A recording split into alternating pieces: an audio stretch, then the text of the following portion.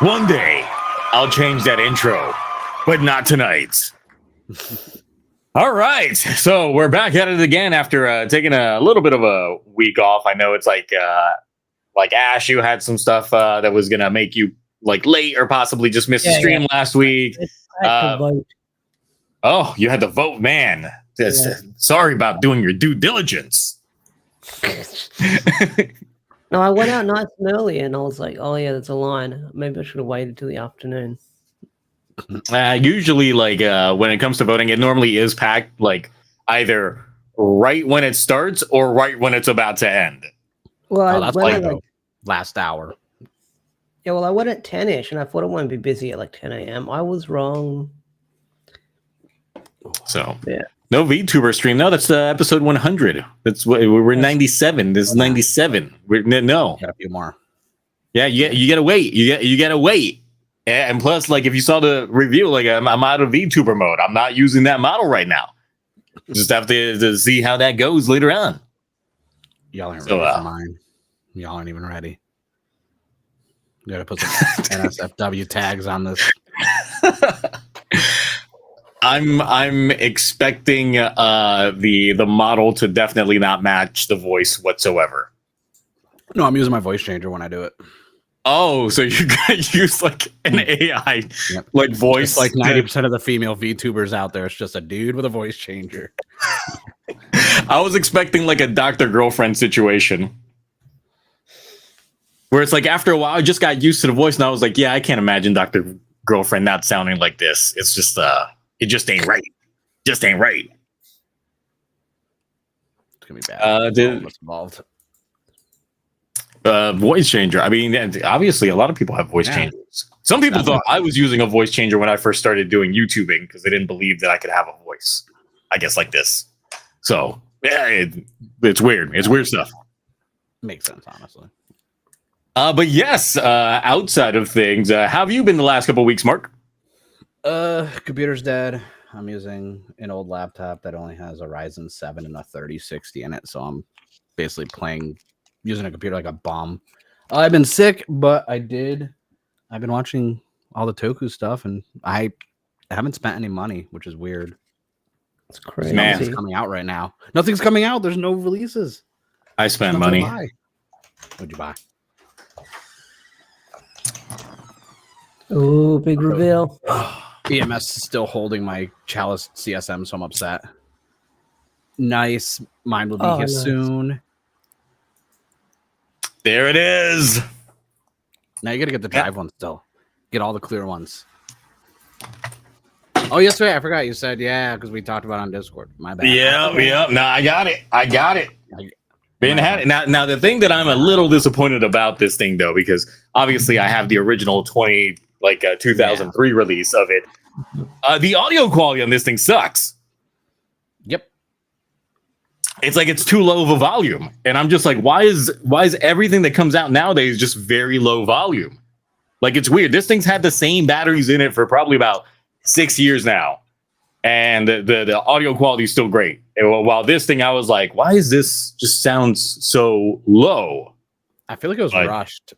it was rushed, but then they delayed it to combat scalpers. But then I don't know. So I have no idea what was going on with the FIS one. But we're getting 2 more belts announced soon that are going to be clear. So I can't wait for Plus, you can tell it's a little rushed because the panel for the batteries is still silver. They didn't make it clear. Okay. Everything else is clear on it except the black parts on it. But it's like, nice getting those Game Boy vibes from it. Yeah, because the FIS was announced a week after Drive's clear release color one back in November or no, October. But then Drive came out in December. FIS was supposed to come out this like a couple weeks later, but then it got delayed. Like I feel like they just rushed it, but then I don't know why they delayed it because they said it was because of scalpers and they're trying to find a way to combat them. But I see more people outside of Japan with them than anyone talking about it that's in Japan. No, I guess it's just got to do your online diligence to get these things as opposed to just going to brick and mortar stores. Mm-hmm. Yeah. But yeah, and anything else going on, Mark? That's it. I mean, that's kind of, there's nothing really. I mean, I got the Boonboomger ring from the magazine but like I don't have the driver because it's tiny. My rings are just shipping out before my my Henshin morpher. I want it, but it's too small. I saw everyone else who got theirs and they're like holding it like with 3 fingers, just like over their hand like that. I'm like, that's wow. I didn't think it was that small. Yeah, I want it and see if it fits. Like it would only the part that's supposed to go over the palm would only go down to here on my hand. So I was like, I'm not buying that. Yeah, gonna need that memorial announced, Bandai. I'm curious how the memorial is gonna work since it turns into the Robo. So it's like, yeah, exactly. That would make us get the first memorial robot. Yes, but then you'd have to get all the auxiliary ones also memorial size. They'd have to make all the weapons too. Ooh. The cash grab. It's right there. It prints money. That would work on me, honestly.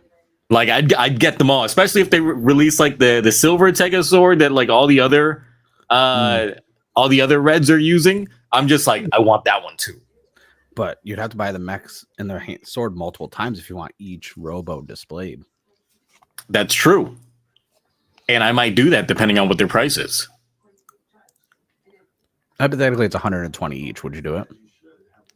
I would do it if they were 250 each. Dang. Well, I'm glad I'm not winning for a 4th year in a row. Well, the thing is, so if they announce a Memorial Edition for it, it's not going to release until next year, so it won't even go for Toku Det like 2025. It would be Toku Det 2026. Yeah, we're not doing it 5 times in a row. Yeah, just hold off. Hold off on buying stuff. I haven't in like 2 months, almost like a month and a half. It's weird. Yeah, something's gonna pop up. Like they'll announce a life-size replica bouquet. Yes. Well, no, and then you'll be like, how much? No, I've had the Gardevoir in my cart for like 3 weeks. I haven't pressed back out yet. Yeah, you should just perch that on top of your desk when when you get it. It's just there, just sitting there, legs crossed, disdain in their eye. The eyes just like, yep, just judging, or just waiting for you to get off. In both ways. Well, all right. Hey, look, it's innuendo. It's innuendo, YouTube. Innuendo. Ash, what you been up to the last 2 weeks besides voting? Monster Hunter and Marvel Rivals, to be honest. I haven't seen you out when I've been playing Rivals. I've been playing Rivals a lot the last couple weeks. Oh, I played like Clone Rumble for like 3 hours last night. Oh God, I forgot. It's back. I didn't get a chance to play it yet, and I know it's like limited when it gets enabled. Well, I know what we're doing after stream. Yep, rivals time. I actually got to learn other characters like magic and stuff like that. Mm. You let you learn the characters when you're friended. People would just be like I did one match where it was all pennies, and it was just webs everywhere on the point. Oh my god. Yeah, just like that. Everyone just set up their little shift mine, and just you couldn't even get close. But then people play Jeff, and there's a lot of healers and stuff like that. Or everyone goes the thing, and it's just a big punching fest in a big circle. Or I guess if it's all Iron Man, everybody's just humping the air. Yeah, I had an Iron Man one. The fun things going on with that. I've also I've been getting back into 3D printing. I've been printing out the weirdest things I've printed out ever. Shoes. Ooh. So yes, it's I got them 5 SIC shoes. That it's still a little bit of a bitch to get the infill out from the inside of this one. I'm still struggling to get it out on this, but I had to do the bottoms because they were just a straight flat texture on them, and I was like, there's no way I can walk in something that's just a flat texture on there. There's no rigidness, so I had to add some additional stuff in here just to make it work. But yes, is that all one print? Yes, it is all one print. So I had to print it at a weird angle like this, so it looked like it was giant stilettos, giant platform shoes. Yeah, I was gonna say, would you be able to make it more hollow if you split it in half, the toe side, so that way you could print it? My thing is since this is something I'll be wearing on my feet, I didn't want to fall apart based off of adhesive. Yeah, so I really wanted to make sure that this is printed out in one piece, and it is a TPU, so it is the flexible filament, but it's still very, very durable. You can't really tear this off. It's good. So yeah, it's had to get it maneuvered out in all kinds of weird angles just so I can get that done. But hey, that's done now. So I've got another thing 3D printing because I ended up buying a whole nother 3D printer just because I was done dealing with the last one. So more money, $230 I think I spent on that thing. But hey, that's still not a bad deal on a printer. Yeah, no, the prices of 3D printers are dirt cheap compared to what they were 7 years ago. So.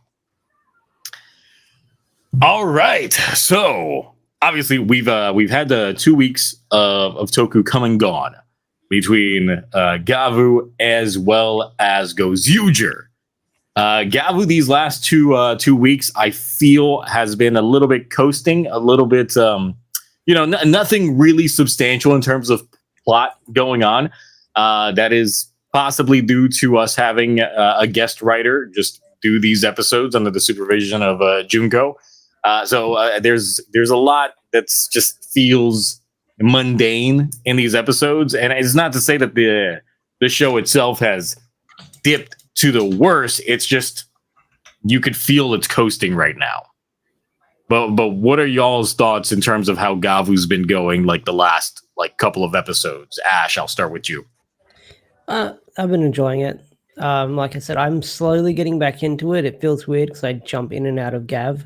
But yeah, I've enjoyed it. I'm slowly catching up, and it's all right. Mm-hmm.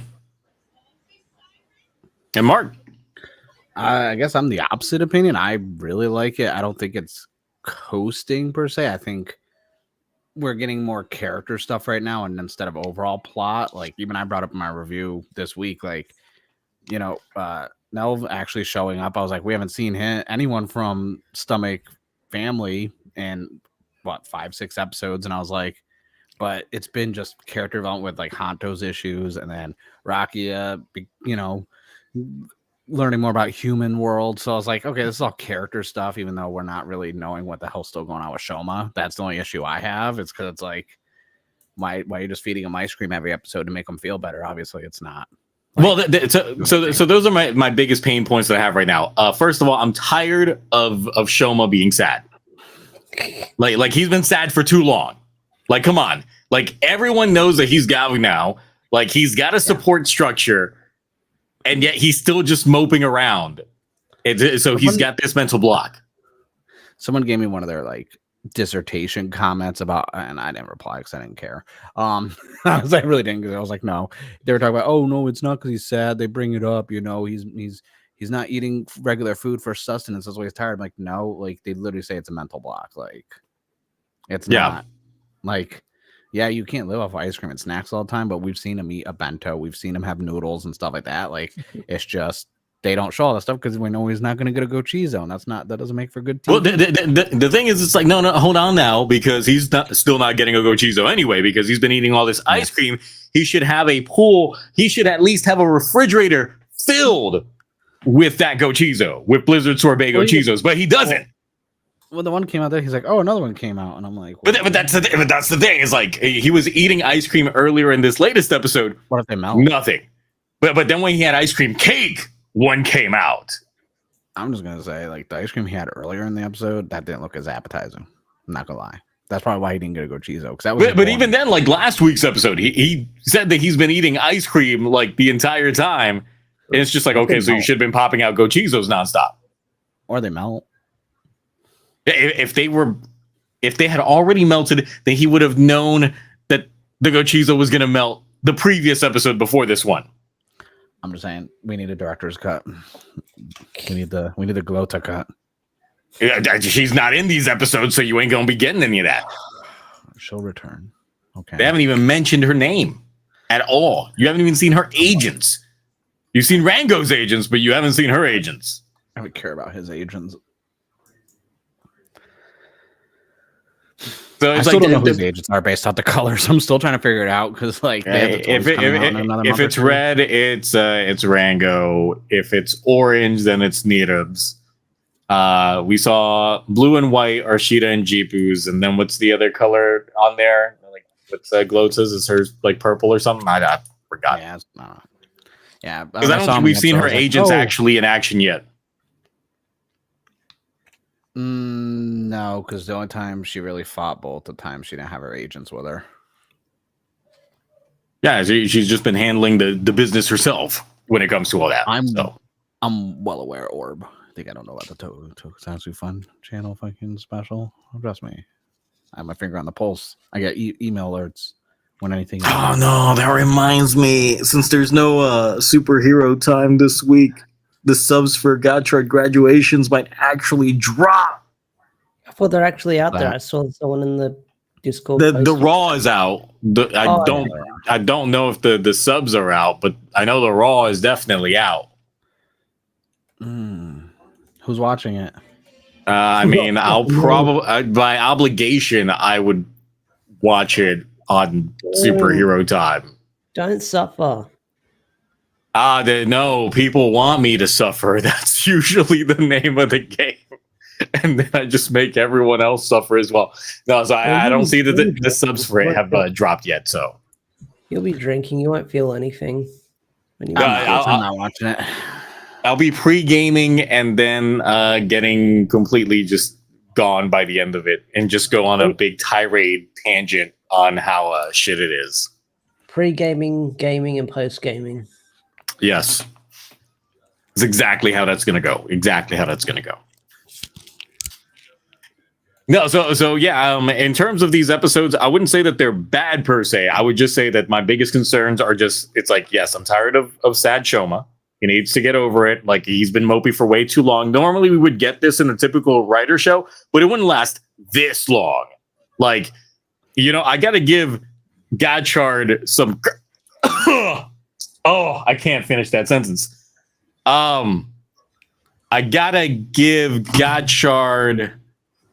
Don't do it. Don't say it. Don't you fucking dare. So Godchard did some good... You shut your whore mouth. Nope. There were a few things that Godchard did that was passable. All right. For one, Lactice's outfit. We can all agree on that. Oh, yeah, that's 100%. That's very possible.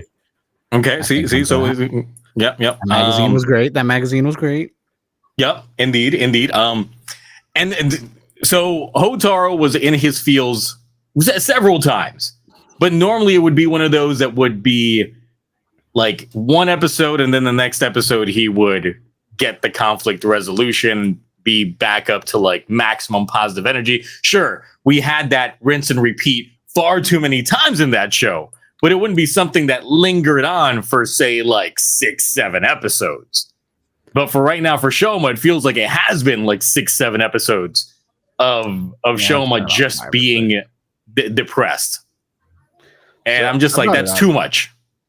I brought it up from a story standpoint. I don't mind how long it's been going on with him. I just don't like there's no explanation because while he's kind of sidelined, it's letting us get the character development for Hanto and everything going on with him. Because like it's because when you think about it, we're over halfway through the show, and unlike previous years, we haven't had a villain change yet where these villains are gone. Now we have a new threat. It's like it's still Stomach Ink, it's still everything else, but it doesn't feel like there's plot holes or anything about it yet. It's just like, okay, Shoma's dealing with his stuff, but it's like, hey, guess what? Hanto's got some stuff, and that's what's at the forefront. Or Rakia, basically learning more about his brother, and then also him, dealing with the human world and Sachika constantly. And I'm like, okay, like so it's like as much as I wish like we'd kind of have something like resolved with Shoma stuff, I do enjoy that how they're doing the pacing of their show. It's like we have 3 main characters basically where we're getting stuff for all of them while one's kind of like pushed to the side, but it doesn't feel like with say Saber where Tomo is just like it's like, oh, where's, or even Revice where it's like, okay, like is he even in his own show right now, like what's going, it's like at least, or Geets even with all the characters where it's like, okay, there was no real good balance of everyone's issues. It was a little like, oh, here's 2 or 3 episodes, now here's another person, now here's another person. This one at least the balance is done right, in my opinion, where it's like I don't mind that Shoma's kind of like chilling and has a heartache. Well, I will say that that's something that I point out in my review last week is that I feel that Junko's writing style, especially like if you watch Loopat, is she has a bad job juggling the whole cast. So someone has to take a back seat to like elevate everyone else. And it's painfully obvious when you notice it, because it's like in the show, it's like they've had moments in which like Hanto literally was incapacitated, so everyone else can get some elevation. And now it's like Shoma's got to take a back seat, so everyone else can get some elevation. So that's the thing. It's taking a back seat, though. I don't think Shoma's taking a back seat though, because he still gets his character. Like, he's just not at the forefront. Like he still gets the conversation with Sachika. He still gets to do his fight, and at least now he finally is like, oh, let me go a little faster because I know this form, this Gauchizo is going to melt. And I'm like, good, you're finally going faster. And they actually did explain the caking sword with sorbet in one sentence, and I was like, okay, that at least it wasn't just for no reason. But you didn't find it weird that he didn't have this upgrade last week and only this week? No, because it's Shoma. Like I don't. Yeah, but he had ice cream cake last week, and the Gauchizo that he got was a blizzard sorbet made from ice cream cake. He even had the scene in the background symbolizing that it was ice cream and cake. But when he transformed into it, we didn't get the cream nights. Nah, we didn't get the cream stick. No, we didn't get any of that because that wasn't important, because we got the best henshin from Hanto ever where he punched the wall. That's all that mattered about that episode. Yeah, but either way, like he should have at least gotten it. He should have, but he didn't. I hope it doesn't show up again though, because it just looks weird, honestly, seeing, because like, from a color standpoint, I just don't like the sword. Like it just doesn't match the aesthetics of that form. So I was like, I hope that doesn't pop up again. Like the other thing that I was pointing out, looking back at last week's video, was just it's like, you know what happens when ice cream cake melts, right? It's just cake. So he should have just, like, his form should have just downgraded to caking, if that's the case. No, it melts like regular ice cream. No, but you haven't had the ice cream cake that's literally ice cream and cake? No, I get the whaley one, but it's kind of like the cake around it, but it still all melts, though. No, you still have like the cake portion. I don't know what a Friendlies is. You lived in the Northeast at one point. You know what Friendlies is. My family couldn't afford that. We went to the soup kitchen every day. Friendlies is just as cheap as that. Friendlies, their appetizers are like $4. You get the Munchie Mania. $4 in the 90s? Nah. Yeah. No. No, early 2000s. Friendlies was around until like 4 or 5 years ago. Nah, we left Connecticut in 2000, so Friendlies is everywhere though. We got them in California. We had them in California. there is none in Georgia. Never mind, Not that I've seen. Waffle House. Never mind, you guys get Waffle House. I understand completely because Waffle House is better. Is it? I mean, I guess if it's one of those 3 a.m. vendors. I mean, they're great after like a late night convention, and you just go there and eat, and then just pass out on your omelet. Almost speaking from experience, but yes, yeah. But no, I don't. The consistencies of the form with like the whip soldier stuff. I like I said, everything with Shoma right now isn't really like pertinent. So like I give it a pass just because like the main bread and butter these last couple of have been Hanto and Rakia. That's the main like thing I think that's been going on in the show. Whereas maybe in another episode or two, because of how this most recent episode ended, that's when Shoma will finally feel better because Hanto will be like, I'm sorry, I figured out Suga's bad guy.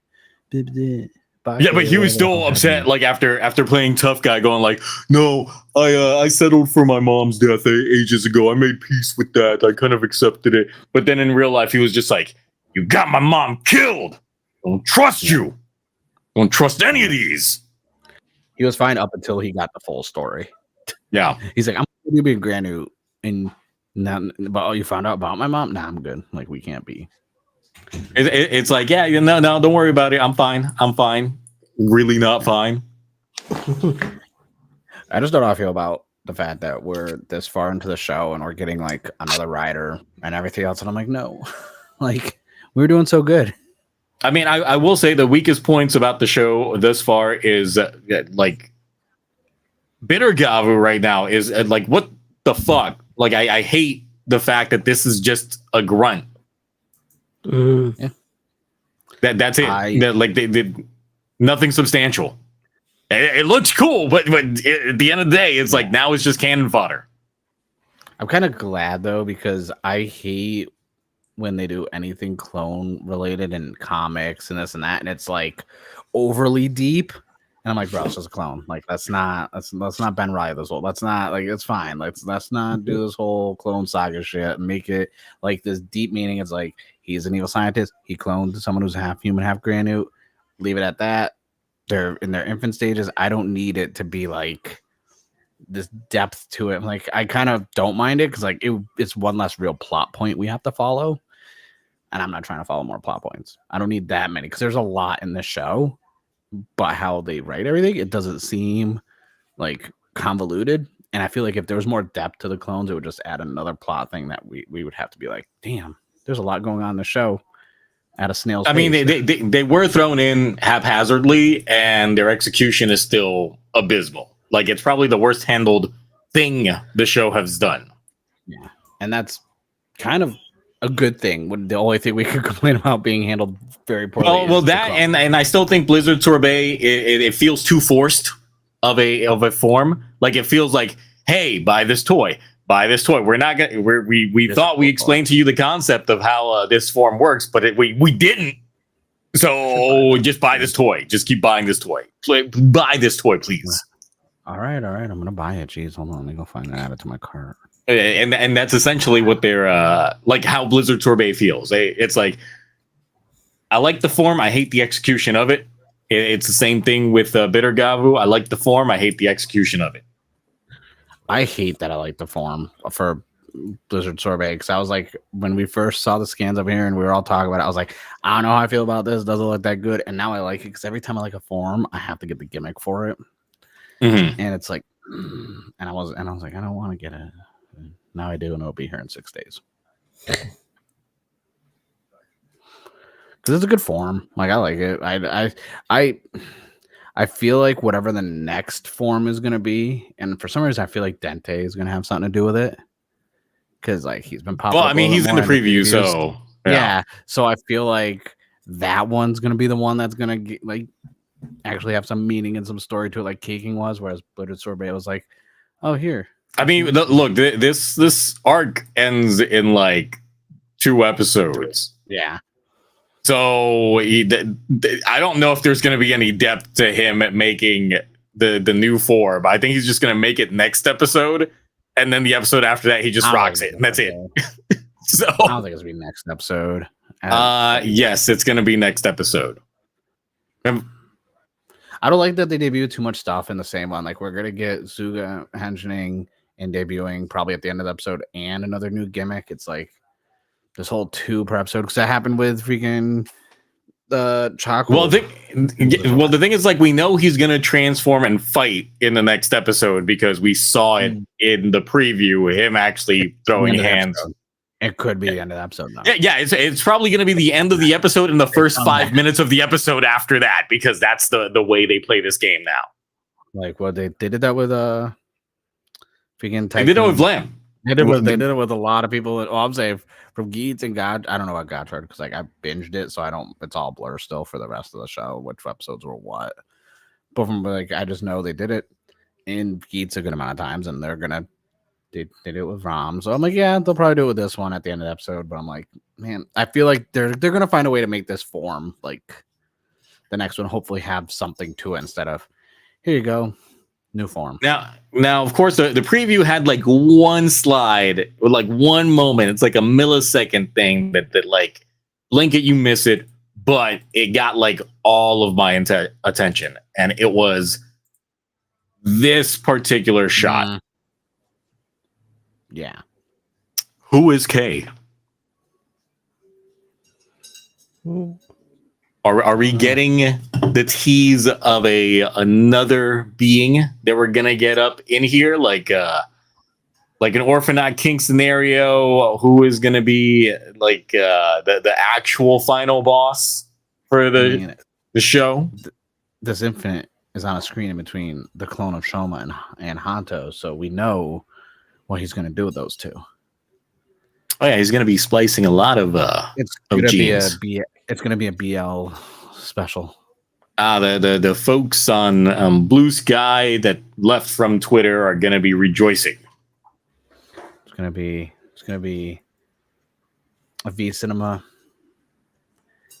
They're going to be on a skiing trip. It's going to be a blizzard. They're going to be trapped in the lodge. They're both going to share a big cup of hot chocolate. Or it's just going to be Suga just being like, and splice, done, petri dish, and it'll be done in 20 minutes. And he makes like just a reborn baby version of himself.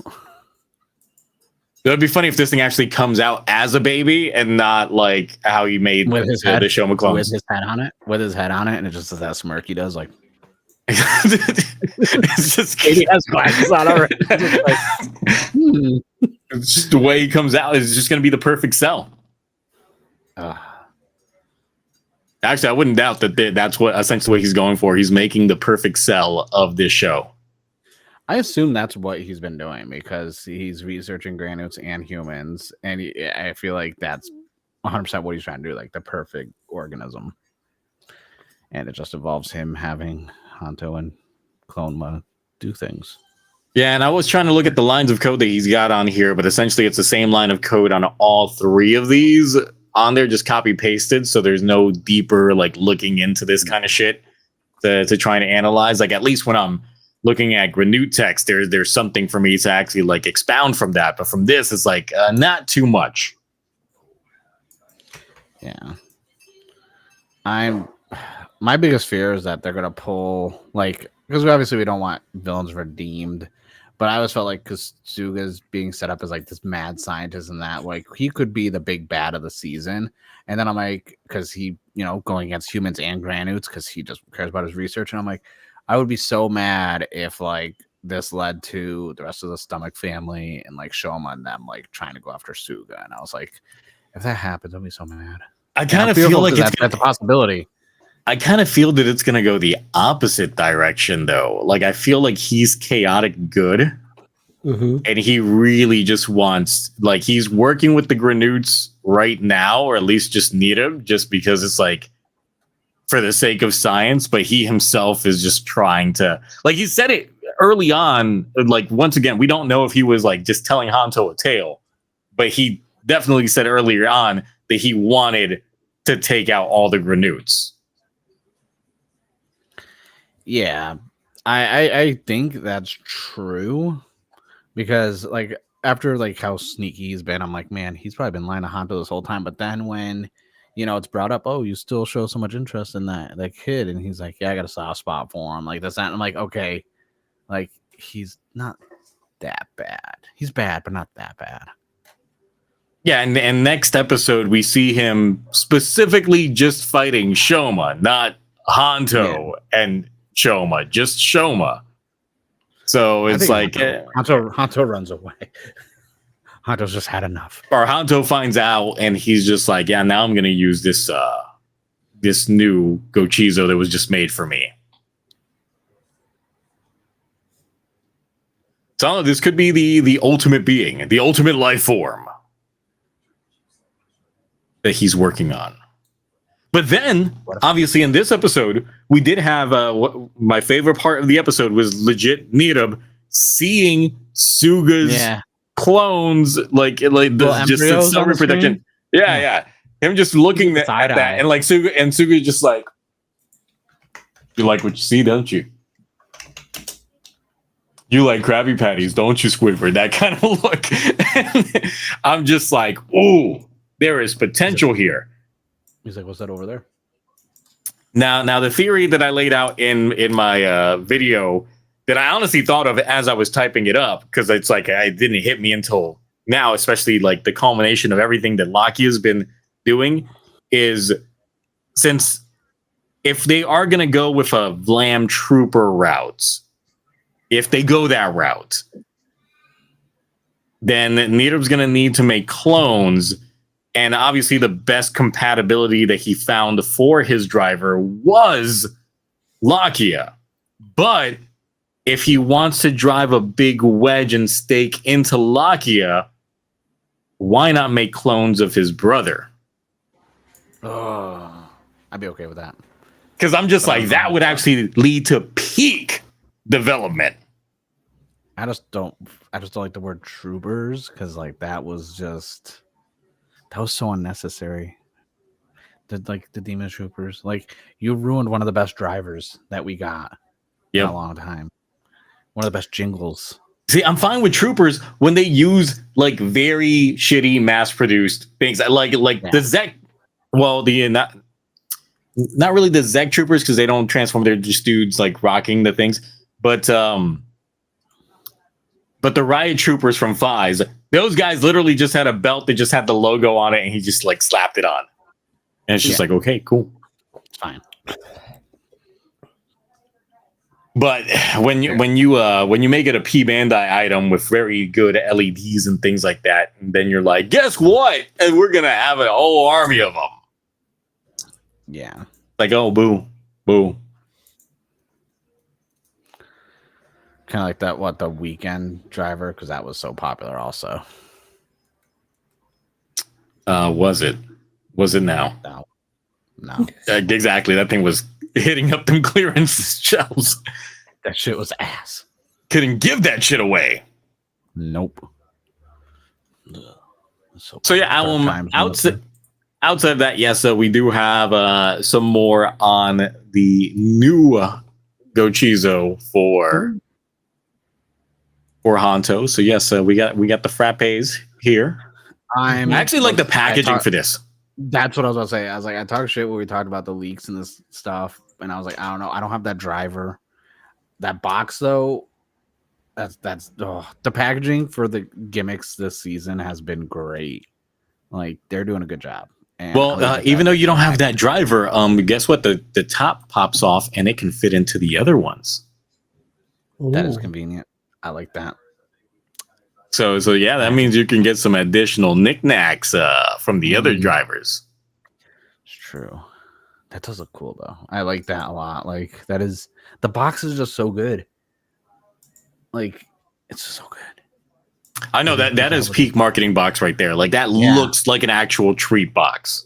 Well, remember all the DX ones I showed you with the big, like that looks just like the candy you can get a candy toy at like Mitsu and stuff like that. So it's like they've done so good with the gimmick packaging, making it almost as authentic to how it would be to getting some of the stuff in like the candy and snack and drink aisle. So I'm like, kudos on Bandai. They definitely did a good job with the packaging and marketing for that stuff.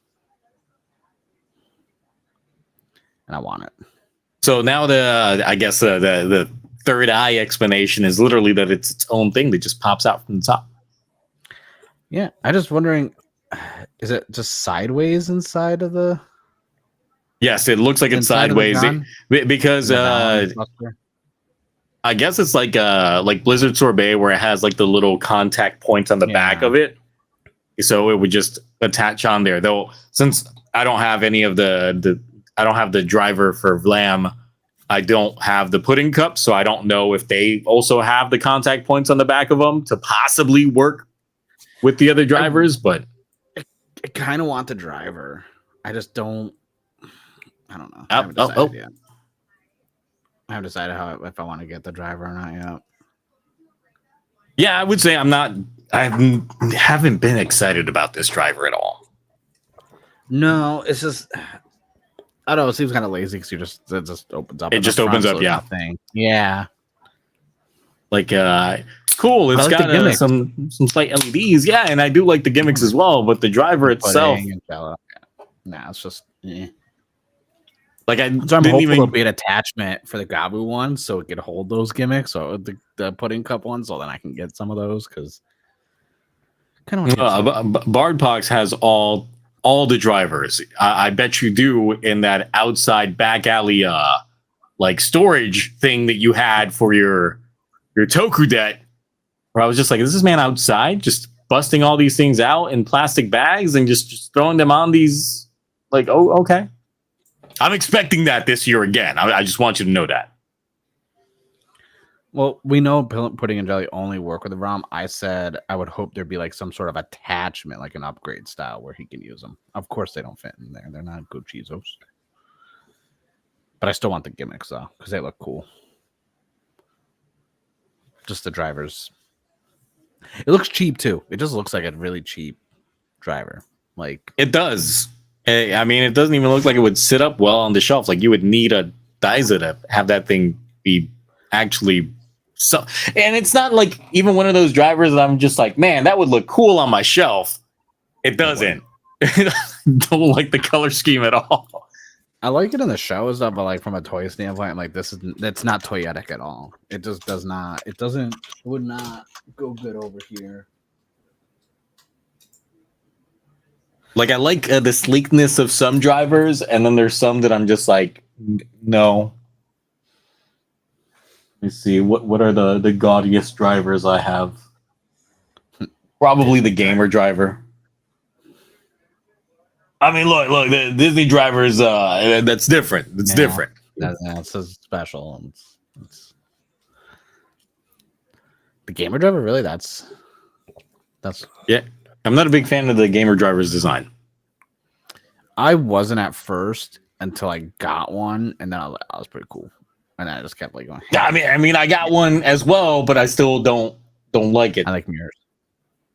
I think, I mean, the same mirror aspect I've got on the Walls driver, like the Beyond driver. Yeah, the Walls driver is good. I'm trying to think which drivers I really don't care for that I have. It's a lot. And I don't like the Sengoku one because you got to change the little side plates on them with the lock seeds, and I hate that because like.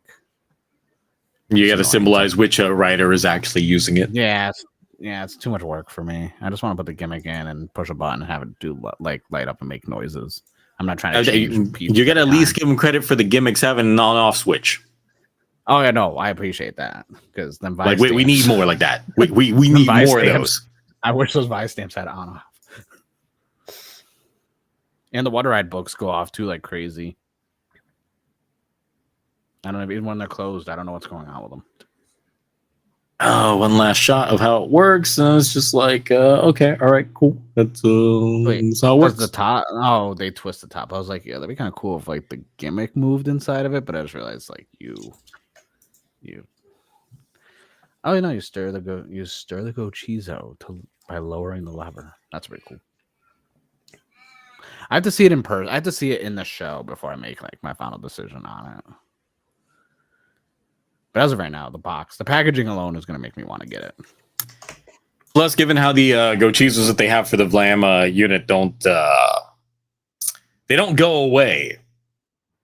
So that means that would probably make this like actually be buddy with Hanto. Can you imagine if he goes, he's a pudding one, and it like empties out into the driver, and then like the empty cup is just like the dead body of the Gochizo? It just pops off.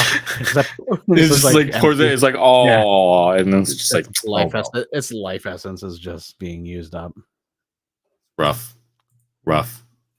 Then we also got this image here. Hooray! There's a new form. Once again. I don't know if it's the lighting for what they do, but like the Lom's driver on the right looks different than the one on the left. I don't know if it's just the coloring of it and like the lighting or whatever they're doing. It's the centerpiece, just because the center is different for him because of even that. The sides, it looks like not as like red in this. Like the other one looks like darker and better. I mean, for as having studio lighting as they do in Toei, for some reason, all of these shots they just take on top of a rooftop and then they just crop them out. Yeah. I still find that completely weird how all of these like shots, these glamour shots that they take for all these shows, even though they've got a studio with professional lighting and all that stuff, it's like, nah, we're going to take them on top of the rooftop and then we're going to crop them out. That's just how this works. It's just how they always do it. So you just got that natural lighting. Lom's drivers on Amazon for Prime shipping. How much is it? $69.99. It's too much. Nice. It's too much. Let me see. Gonna look myself real quick. Although I found the big set for the Gozuger changer with the belt and the other rings and everything else for $50 on Bai for the whole set, the big full set one. Fuck yeah. I don't want it though, just in case anyone wants to go get it, because it won't fit my hand. I'm not gonna buy it. I mean, you can always have the mech on display. That's true, but I'm gonna get the candy toy ones because it won't scale with the rest of my robos. It's the only downside. Because also like I hate the idea that like I need 5 of the gloves to get all of the robo versions, and I'm like, it's too much money. Just get 5 hands. I'm pretty sure Cloudy's got extra hands after all the ones that he's lost. True. Just keep spares. So which one's the best one to look at and buy again? Mercari. Kari. Yeah. Or Mandarake is another one, but that's not through Bai. Oh, I know. I've used them once or twice. I use them for candy toys that I can't find.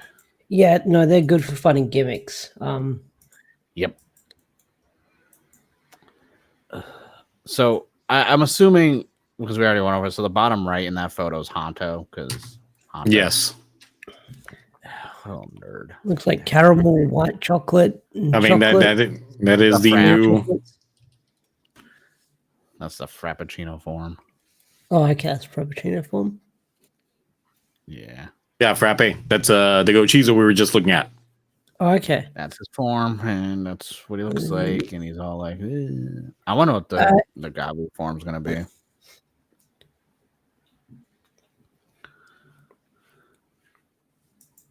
I'm tempted. I might get the. I'll try to price compare and see what Rom's driver's going for on Bai, but I'm already like 10 pages in, and I haven't even seen it yet. Yeah, on tokullectibles, it's an additional $10 than what they've got on Amazon right now. So it's 80. Yeah. Yep. I'm just trying to figure out the Rom, because like I saw it on there before and it was like really cheap, but I think everyone scooped them up because I don't even see them anymore. Because for some reason people are selling like the pudding and jelly gimmicks for like 20 each individual because they haven't released them on their own yet, which I don't think they probably will. But I don't see it because I was like, that's not a bad price, but if I could find it for cheaper. They had the little special edition box on Amazon Australia for Gavv that you can get from Japan, I'm guessing for like $170 when I looked it up. Oh, the all black box that's all fancy.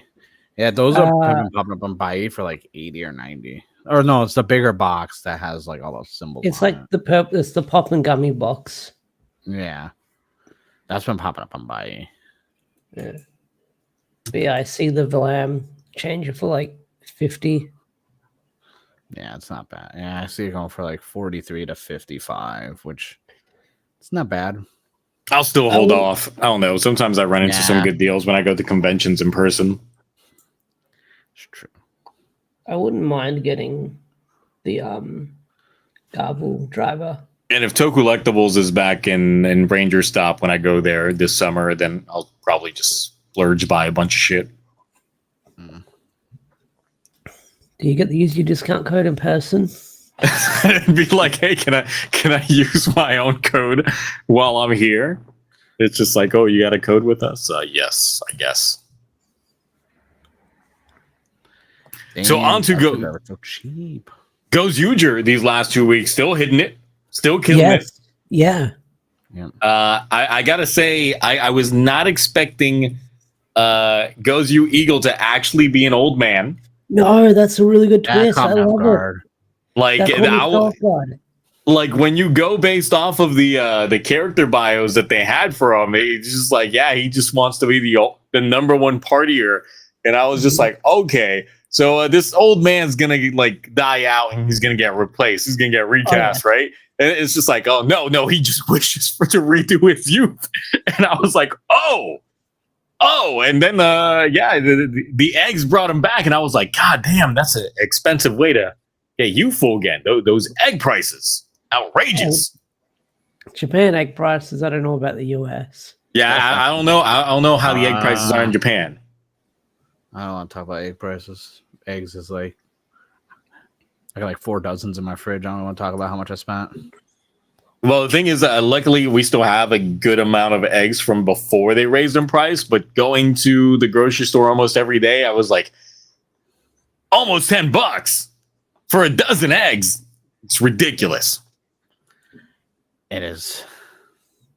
But yes, this man just needs to reinvigorate themselves with the protein of eggs, and gets young again, just so he can party.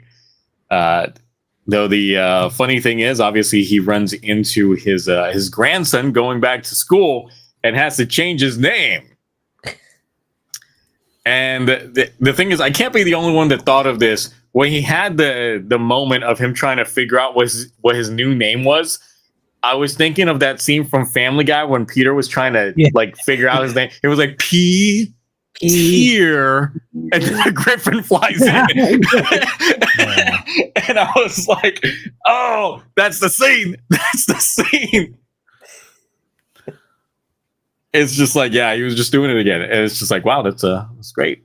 I'm feeling it. But yeah, ends up having those familial bonding moments in there in which he broke character so many times that by the end of the episode, it's just like, yeah, there's really no point to even playing up this act, which I thought was actually really good.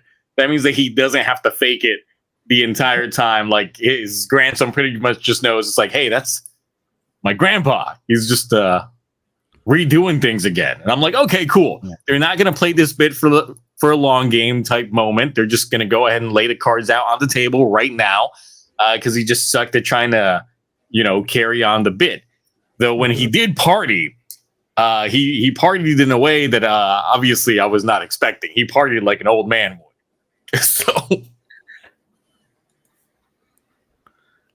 but between like this episode and last episode we had Bouquet get infatuated with Gozu Leon and not realize that it's him because she just became super fangirl, but then hates his Gozu self without knowing him to the point that she's got a vendetta. And it's just, once again, it's like top tier shit. Everybody's getting their rivals going in there, and the fights are still hitting. Gozu Eagle is the first one to actually get that number one finish screen after Gozu Wolf, because he's been dominating the winning streaks, but he got his own victory splash screen on this one. We don't get a Gozu Unicorn until the next episode, which obviously we got to wait 2 weeks for. But I do like that the majority of the Reds that we're getting in this show, first of all, yeah, they're not just returning actors. Like they're new people in here. Yeah. So it kind of throws a wrench into the original theory that a lot of people were having with things. Because the new guy that was thrown in there for Real Soldier is just like, no one knew who the fuck he was. It's just like, who the fuck's that guy? He's just there. I went to the wiki right away. I was like, who is this guy? What has he been in? And the wiki's like, he's been in nothing. He's been in this exactly. So it's just like we okay. Kind of goodbye the fan service of having returning actors reclaim all these other Reds. Goodbye. Yeah. It's just whoever they want is just there. Which I'm fine with. You wouldn't want to get like a big Sentai or Toku celebrity to get jumped out within like less than a minute. It'd be a cool cameo, but it'd be jumped out. But that's another thing is the fact that these guys some of these guys are staying because the guy that's playing Don Momo, he's still around. Like he's lasted 2 episodes. He's gonna last a little bit longer. He's become a reoccurring character to at least Goes Your Unicorn's plot point. And then we still have Not Taya's character, who will definitely be returning later on. Yeah. Oh yeah. He even said when he was like, "I'll be back when the time comes." So I was like, I get the feeling all these guys are gonna show up. Like they'll be rivals for Gozu Wolf. Yeah. So that's the thing. It's like we just have these reoccurring characters that are now kind of embedded in there, and we'll see how Akiko manages to juggle them. But I think the balancing act has actually worked out very well. Because that's one thing between watching Gavv and Junko's writing style and then watching this is just like balancing an ensemble cast without anyone fully really taking a back seat. And while in Gavv, it's obvious who's taking a back seat while everyone else gets development. Here, it seems like, no, we've got a pretty good like everyone's still doing shit while we're getting focus on these other characters. And I'm just like, there's a lot still going on within these episodes, even if half of the content the majority of these episodes have is the fight choreography, which is still peak tier fighting. Not to mention that we got to see that there can only be one piloting a Tegasword at a time, as there was a consistent jacking of him as they just tried getting in there, just trying to get in them swings. So it's all good stuff. The big thing about Goes Your Unicorn is I heard she just can't transform yet. She's got her ring, but she can't use it. Yeah. So we'll see on that. I mean, everybody's got some sort of family issues in this show. And we do get like some plot seeds for Ryugi because we know that his dad's a doctor. That was the one thing that was thrown in there. It's just like, okay, all right. But obviously everyone's got some straining with their family, but we got that from essentially the presser and the detail page of the characters right after is that everyone's got some sort of family issues in this show. So, but overall, I would say that the show is still hitting. It's still consistent in terms of quality, and I'm excited for every single one of these episodes. And the intro definitely like won me over far too many times. Like, trashed the intro in the beginning. Love it. The second the song starts playing in my car and my son's in there, he starts bouncing like crazy, and I'm just like, yeah, they know who they made this song for. They made it for them. It's catchy. It's catchy. It is. It makes you bounce like you just nonstop every time. It's like, yeah, just have a good time. I don't skip. How are you guys feeling? Usually I do. About the quality of this show right now? Like, still hitting? Oh yeah, definitely. Yeah, for sure. Like, I see it once again as like I started getting into Super Sentai regularly. The last time there was an anniversary season was Zenkaiser, and now this is obviously a lot better. A lot better. Yes. And I'm not saying in my opinion, objectively, a lot better. I just like all our theories that have been just thrown out the window. Because beforehand, we're like, oh, look how these returning Reds are going to be there. And then it's like, then we see, oh, well, it's going to be returning Red actors playing other Reds instead of themselves. Now it's like, oh, it's just gonna be fucking anybody showing up being a Red now, and it's just like, and I'm like, I'm never gonna make theories anymore because I don't even know. I just look like an idiot, so I'm not gonna say shit. I'm just gonna be like, I like this show, and I'm gonna sit in the corner and eat glue sticks. That is true Inoue fashion. Akiko definitely got that from her lineage because that's the thing. It's like you can't predict how these shows are gonna be. You thought like like it literally is one of those like you thought type situations. Because I speculated to hell and back about Down Bros. And every time I was like, I just have to accept that I'm going to be wrong about everything. I am just going to guess in here because they're going to throw a curveball at me every step of the way. And that's how this show's going. Like it's unpredictable. It's a beautiful mess. Oh yeah. And that's what I loved about Don Brothers. Yes. And the comedy is still hitting. Like I'm still having like hearty laughs every single episode. But there's still that underlying piece of emotionality that they throw in there, which is great. Yeah. Also, the grunts have personalities. Like we had another grunts with personalities in. Correct. So I like that. Like in a world where we've got a bunch of clones of Shoma in another, like in another show, here we've got these are faceless mooks, but we're giving them actual character arcs. I know. It's like that's crazy. That's wild. But it's great. Really feeling that. So. But no, I'm actually having a lot of fun with the show, even though we're like 4 episodes. Yeah, we're 4. Yeah, a batch one. I'm mad. We have a weekend off because I was like, I can't wait for the 5th episode. I know. And I didn't know that review. Yeah, that's there was no episodes this weekend, so I was like, because I don't pay attention to that shit. Like, I knew ahead of time because so someone fucked up last week, and instead of after Gavv's episode ended, uploaded the preview for episode 26 online. They accidentally uploaded the preview for episode 27 online.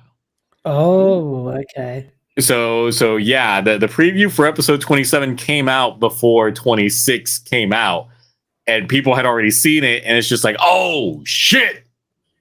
And from then people already knew that we were going to take a break this upcoming week because they had already said that there's going to be that the episode wouldn't debut until like the 20 something. Yeah, 20 next week. Yeah, after Xenoblade Chronicles X. That's all I that's all that matters. That's all that matters. No show next Friday. No show next Friday. We're all gonna be sitting with our Switches just like, so what do you my only complaint though about the show is the merch. Like I need like from Candy Toy standpoint, I've only seen Take a Sword and the 2 auxiliary ones, like no Yudos yet. I was hoping because like it's an anniversary season, we're getting all like the Reds. I was hoping we'd get some re-releases, especially because, a lot of the Reds you don't get back then. Like, I'm hoping we get re-release versions, modernized, like, posable, good form factor on the toys of all those previous Sentai Reds, because then I can have a Red shelf finally. That'd be cool. I'd get into Yudos if they release certain Reds. That's what I'm hoping they do, because they haven't even announced the Yudos yet. Usually they do it usually on episode 4 or 5. They haven't. They announced all the mini plot stuff basically the first 2 weeks, like before the first episode aired, and then right after the first episode. So we haven't had anything in like 4 or 5 weeks for that. And I want them. I want more Reds. We keep getting SMP stuff for Robos, but not like, because I'm hoping if they do a line of just more Reds being released, like a couple every month, like through the whole airing of the show, that'd be great. You can manage. Trying to make sure that the anime intro behind me was not showing anything explicit. I was like, oh wait, I was watching. I've been watching it. I'm just like, wait, what anime is it? It's every mecha anime opening from the beginning up until 2006. Ooh, like I've got it's a 5-hour long compilation of all those anime. That's the video that plays behind me. I kind of want to get into Code Geass again because it's been a while. Because I had my Spotify playlist and Colors came on, and I was like, "Fuck, that's a really good opening for a good show." I I watched the series, but then like when they came out with Akito the Exiled, it was one of those where they released like one episode every 6 months, that type of OVA shit, and I was like, I hate this. No, I want to go back and watch season 1 and season 2 of Code Geass. I know they. Oh, season 1 was peak. I watched that shit week to week, and I remember like the second and last episode of season 1, like was like the last episode for about 6 months because they hadn't finished the final episode and they were waiting to see if they got support to do it. So we were like, oh my God, what's gonna happen? What's gonna happen? And then we got the episode, and then it ended obviously with the cliffhanger, and it's just like, oh. Now we're gonna wait for them to approve a season 2. That drove me insane because right now. Yeah. So good. No one ever talks about it. No one talks about Mazinger ever. What are you talking about? I talked about Mazinger this past Gavv review. What are we bringing about? Like no one. Like listen, when I say no one, I mean people outside of the circle right here, the three of like I don't see anyone else talking about like everyone's always like Gundam and Neon Genesis, and I'm like, Mazinger. Well, because the thing about the latest episode of Gavv, I realized it's like so the kid's name is Koji, and he has a VTuber model that's Kabuto guy. He's Koji Kabuto. Yeah. And I was like, it's a Mazinger Z reference. And I wasn't even gonna make because I just watched that recently on Blu-ray because I bought the Blu-ray finally because instead of being a lazy person about it, and I was like, I'm never gonna make. There's references I want to make. But I'm like, I'm not going to make a reference. No one's going to get it. And everyone's going to be like, what the hell is this old man talking about? Look, I make old meme references all the time. Hell, in the latest video, I put in the Japanese card crusher guy, like, meme in there.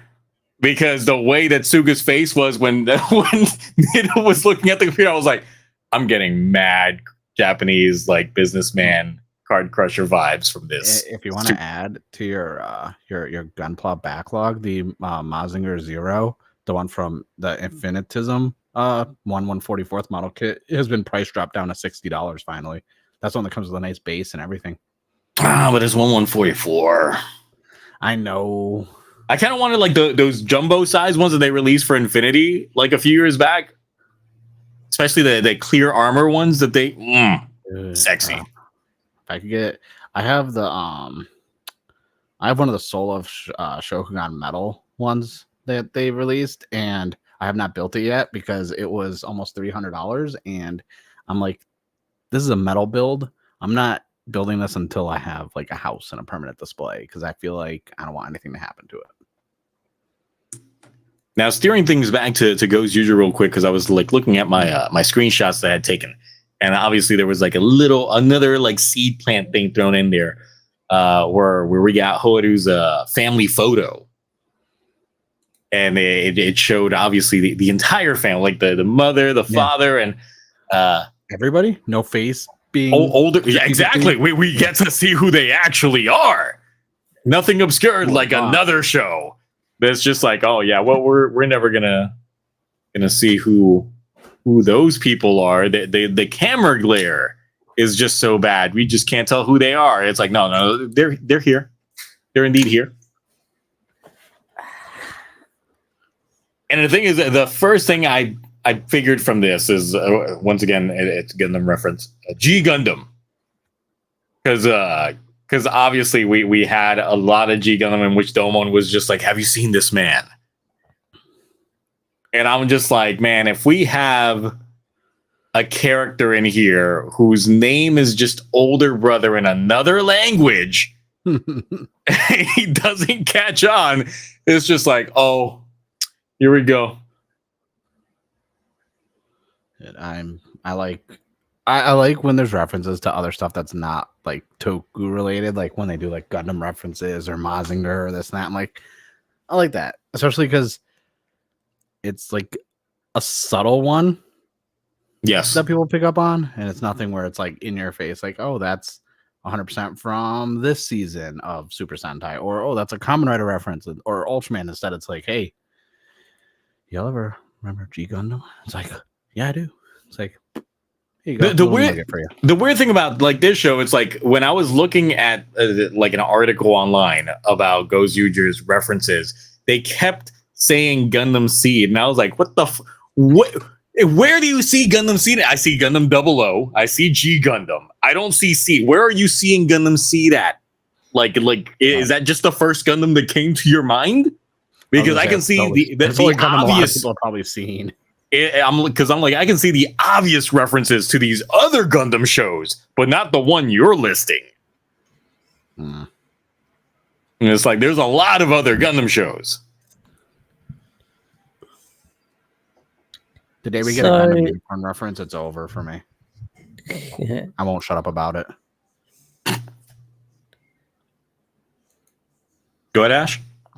No, I typed in Juranger on Toku Collectibles to have a look-sees, because maybe I might get the SMP Dragon Zord.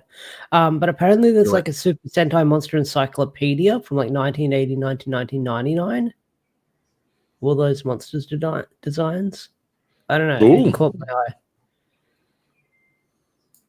It's like 137 Australian dollars. I want to get it, but maybe I can get it cheaper somewhere else.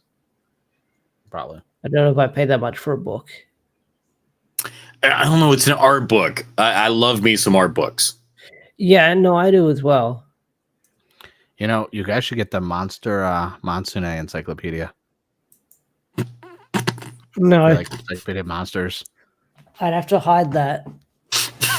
I don't hide it. Mine's right on the shelf over there. She don't know what it is. Pages 33 through 87 are stuck together. I don't know why, but like, is that the spider? Is that that's the only encyclopedia they've got in stock right now. Looking at tokullectibles, though I see that they previously had one on Macross, and I'm like, damn. You could probably get it on Macari, maybe. Sure. eBay. Yeah. So found out that Macross is properly coming to the US now, like original Macross. I have a lot of the encyclopedias for like, because I get a lot of the Toku toy encyclopedias that they'll release. So, because for Ultraman, they do ones per show, and they used to do it for Super Sentai. They don't do them as often now, but they're like the little kid picture books like this that are like they're really thick cardboard wood page like style pages, and they're toy. But Ultraman Super Rai, they release one every once in a while. Like I have a complete encyclopedia of the toys, and I like when they do that. I have one just for soft vinyls. I have the Tokuger one. Like I have Super Sentai ones before I even started watching Super Sentai because I'll find them at Bai or at Book Off for like $2 or $3. And I wish we got more encyclopedias like that. But a monster only one is really cool because I have not seen a monster only one for Super Sentai.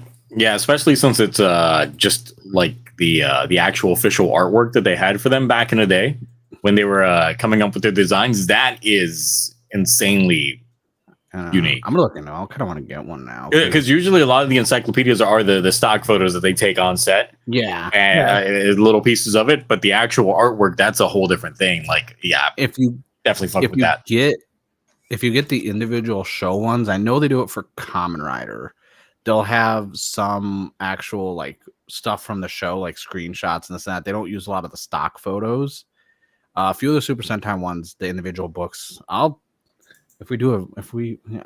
find them and I'll bring them out for next week because I have a bunch because I just find them and I was like, my goal was to get every single one, but then Toei wasn't consistent and they kind of just like stopped making them.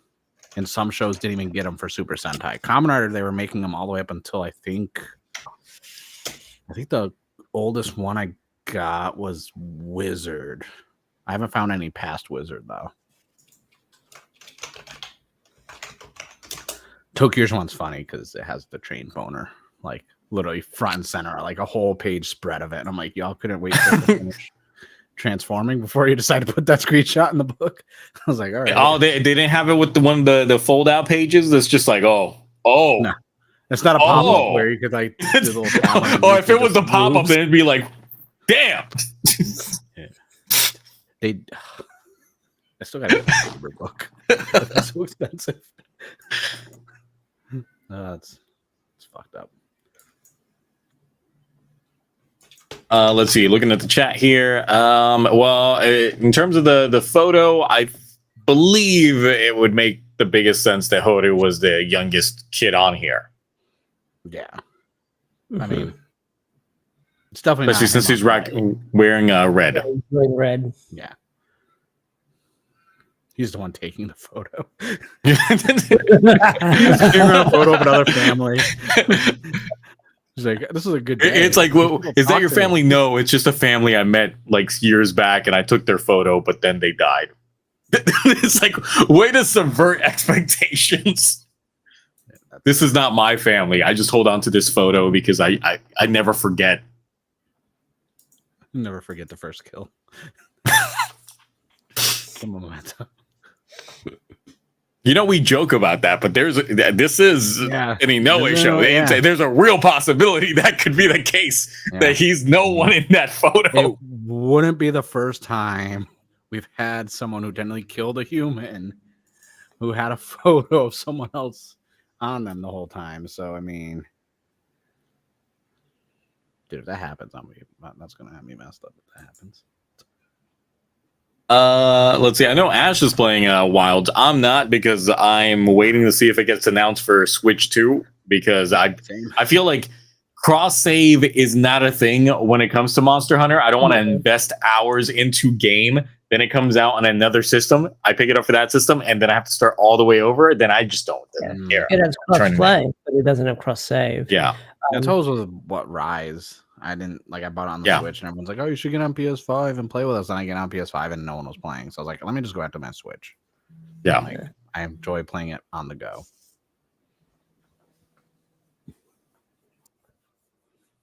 That, and I mean, it's gonna be when they have the expansion, I'll be able to get like the expansion version for about $49 with the base game. Plus, I spent. Plus, according to the shipping logs, it looks like the Switch 2 might be coming out sooner than we expect, because I assume it's gonna be like a month or two after the announcement. Yeah, no, I watched What's His Face. Shit, they do the gaming news in the morning or not? Oh, Spawn Wave. Yeah, Spawn Wave. Yeah, I watch him every morning. That's how I start my morning off. Is his videos and my energy drink. Yeah. Yeah, we're apparently like 400,000 units shipping to the U.S. from Thailand, like dated back to January. So it's like this has been ready since they announced it. Sounds like. I mean, yeah,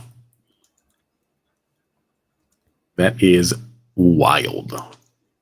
Hopefully, hopefully we get some. Hopefully tariffs in Japan. Hopefully tariffs don't affect the price of it, because I'm just. Listen, I don't want to talk about that right now, okay? Because like, do you like when they did that whole EMS bullshit? Like, it delayed my my Chalice CSM because I got it via someone through China. Then the Blockies stuff, because they're just to a world in China, and I'm like, they literally right when all that stuff in EMS got stopped, right when the 5 set came out for the Blockies. Then they announced 3 sets for Saint Seiya. Yeah, and they look good. And I'm like, oh, I want all those. Oh, wait, I can't do EMS right now. So let me just wait patiently, because I was like, man, there's so much stuff I need to get, and I can't. And then the prices go up, and I'm like, man, I might as well start ordering from tokullectibles. My shipping went up $2. Okay, it went from $8 to $10. This is atrocious. Look, like I said, just reach out to them, see if you can become an affiliate tokullectibles. I have been so anti them and Big Bad Toy Store. That is never going to happen. That is never. Maybe they don't watch the content. They're just gonna. That's true. Not a lot of people do. So they're just gonna go to your channel, see it's like, oh, okay, yeah, he does have a channel. Okay, cool. It's the tweets that they were tagged in. That's the issue. Oh. Yeah. I have issues with certain companies and how they handle their refund policies, and I feel like, if you get something shipped to you broken, that's non-negotiable. You should be able to get a refund. That's my issue. Like that whole it happened during transit. I'm like, I don't care. It's broken when I got it. I'm sad, especially if something's $200 more. Like if it's $200 or more and it arrives me broken, I'm having a shit fit.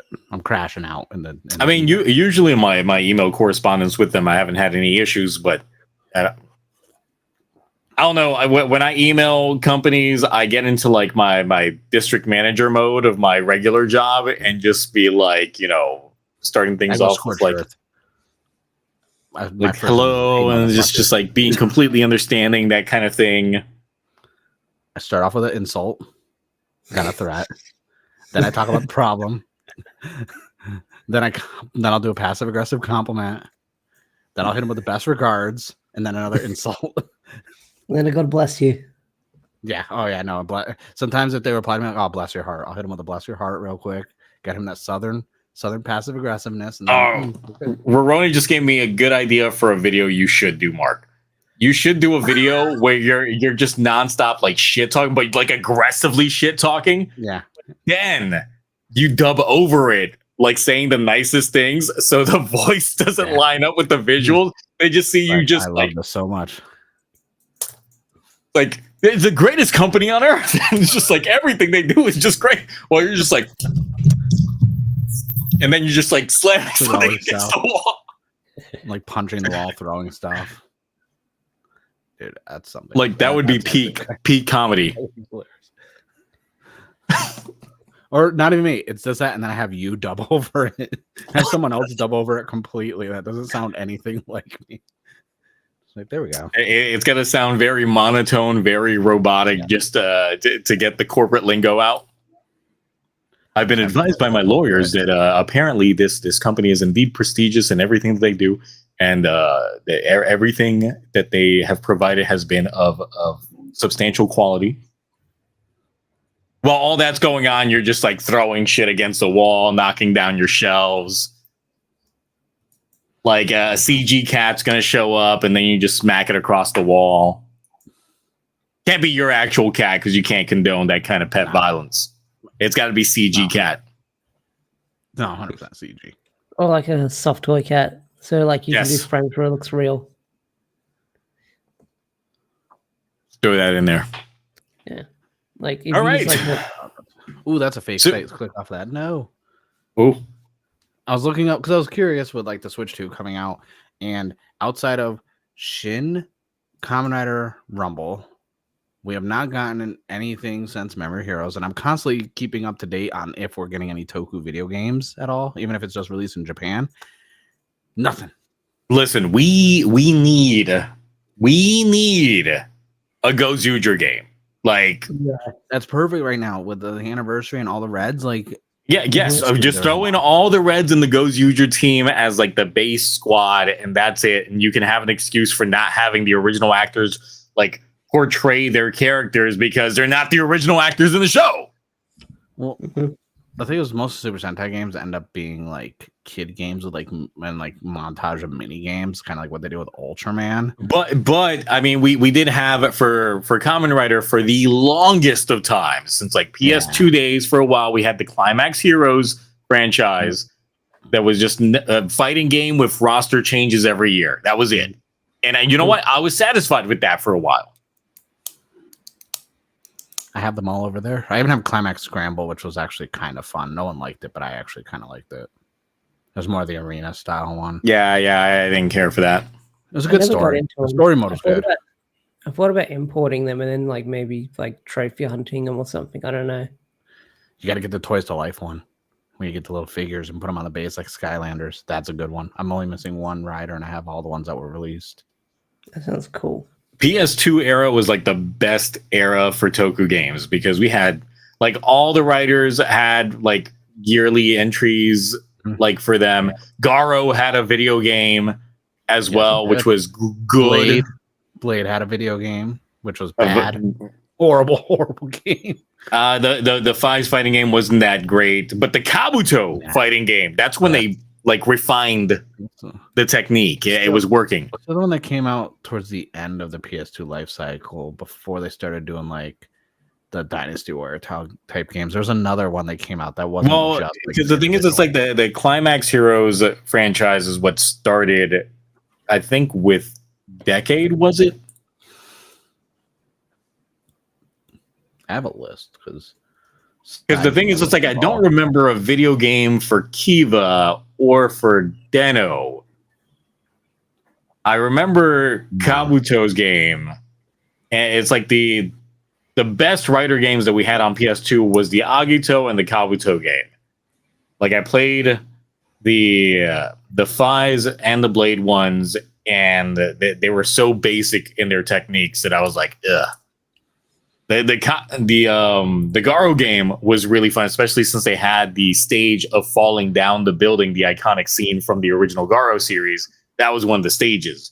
Was literally like just fighting while the buildings were falling. Great. I have the Garo game. I haven't played it.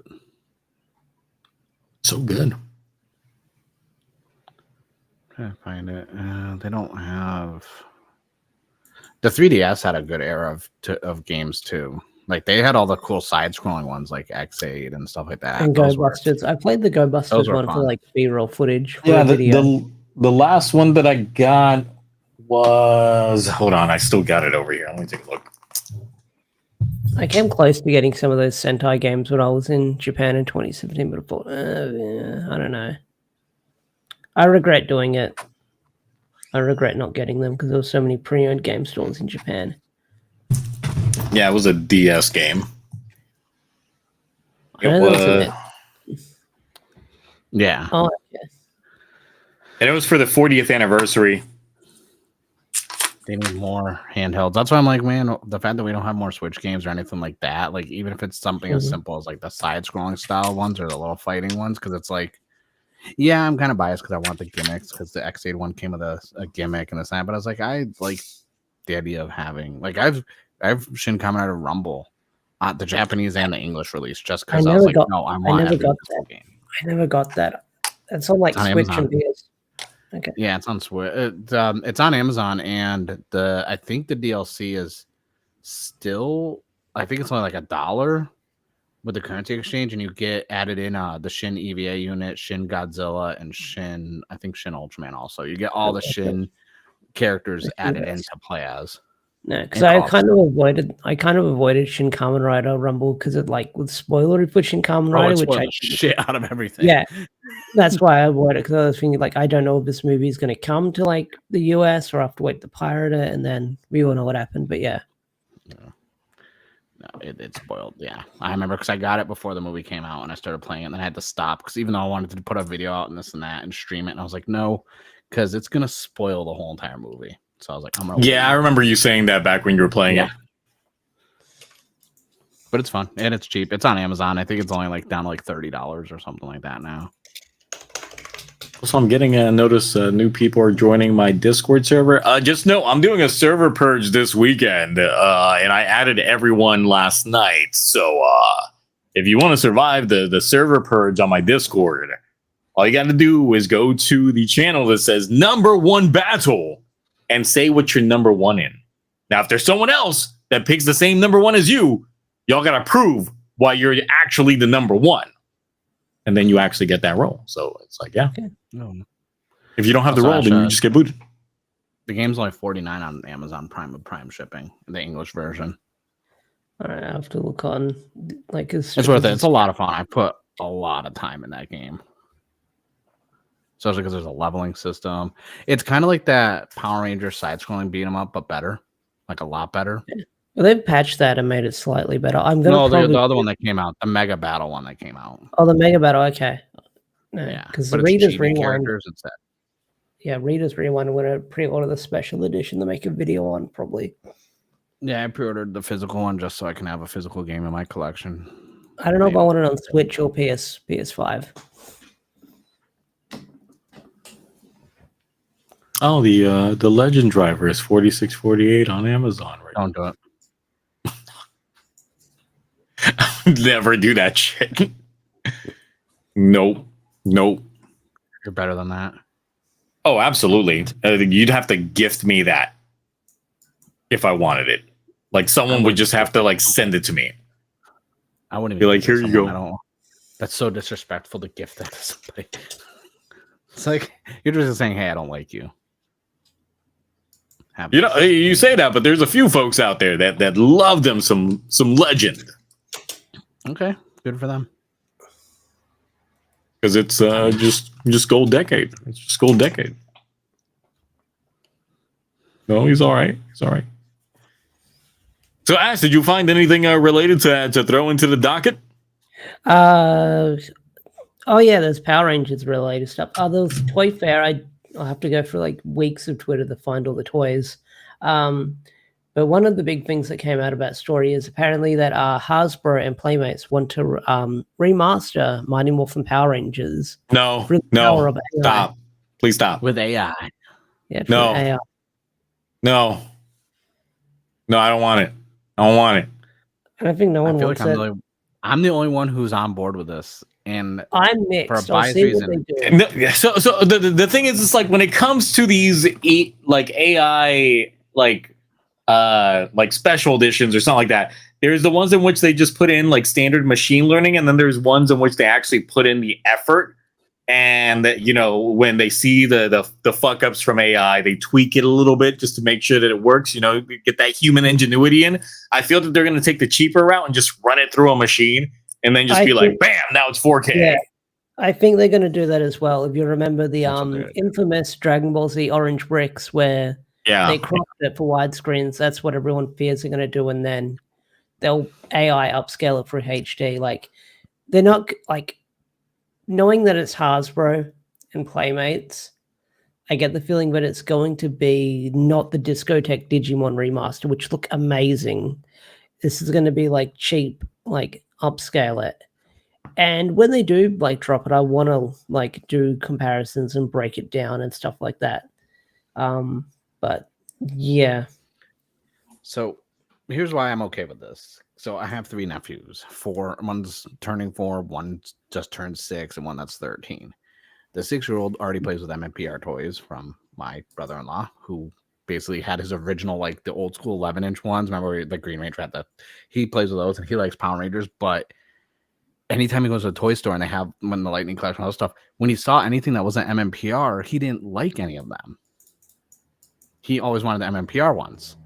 And my 13-year-old, he doesn't like he's just like, which one? Like, he doesn't really care about that stuff, but he likes video games. So I'm like, and he plays Roblox, and he likes the Power Ranger Roblox stuff that he doesn't have, but he likes MMPR. And I'm like, oh, you should check out all these other ones, because I left a lot of stuff back home when I moved out here. So there's a lot of stuff. I'm like, yeah, go through the box. I got DVDs and VHSs, and he's like, okay. And I got a lot of Power Ranger stuff, but he's like, what's up with that like Power Ranger movie? I'm like, what do you mean? He's like, dude, it looked like crap. I'm like, why? What one was it? He's like, I don't know, something like ooze, dude. I'm like, oh no. He's like, that CG was horrible. I'm like, dude, that was like 1995. He's like, that was a long time ago. I'm like, yeah, I saw that in theaters. He's like, you were alive in 95? And I'm like, first off, I was like, fuck you. Like, you're dead. But no, like, everyone on Twitter has been like losing their shit because it's MMPR, not another show. But they don't realize, like, Hasbro and them, they're not doing it for us in this age range, right? Mm-hmm. Like, they're not. And at the day, dinosaurs are still like the number one freaking animals that everyone. No one hates dinosaurs, ever. Dinosaurs are cool, so I'm okay with MMPR because they're still gonna make money on the toys. The people who say they hate it, that's MMPR, that collect toys, are gonna go out and buy them. They're just still gonna talk about how much they hate it, but they're still gonna buy it. Well, no, because I think part of the reason why like your nephews might actually like the MMPR aesthetic is only because like your generation like showed them MMPR, so that's what their introduction point was. Bitch, you're almost the same age as me. What do you mean your generation?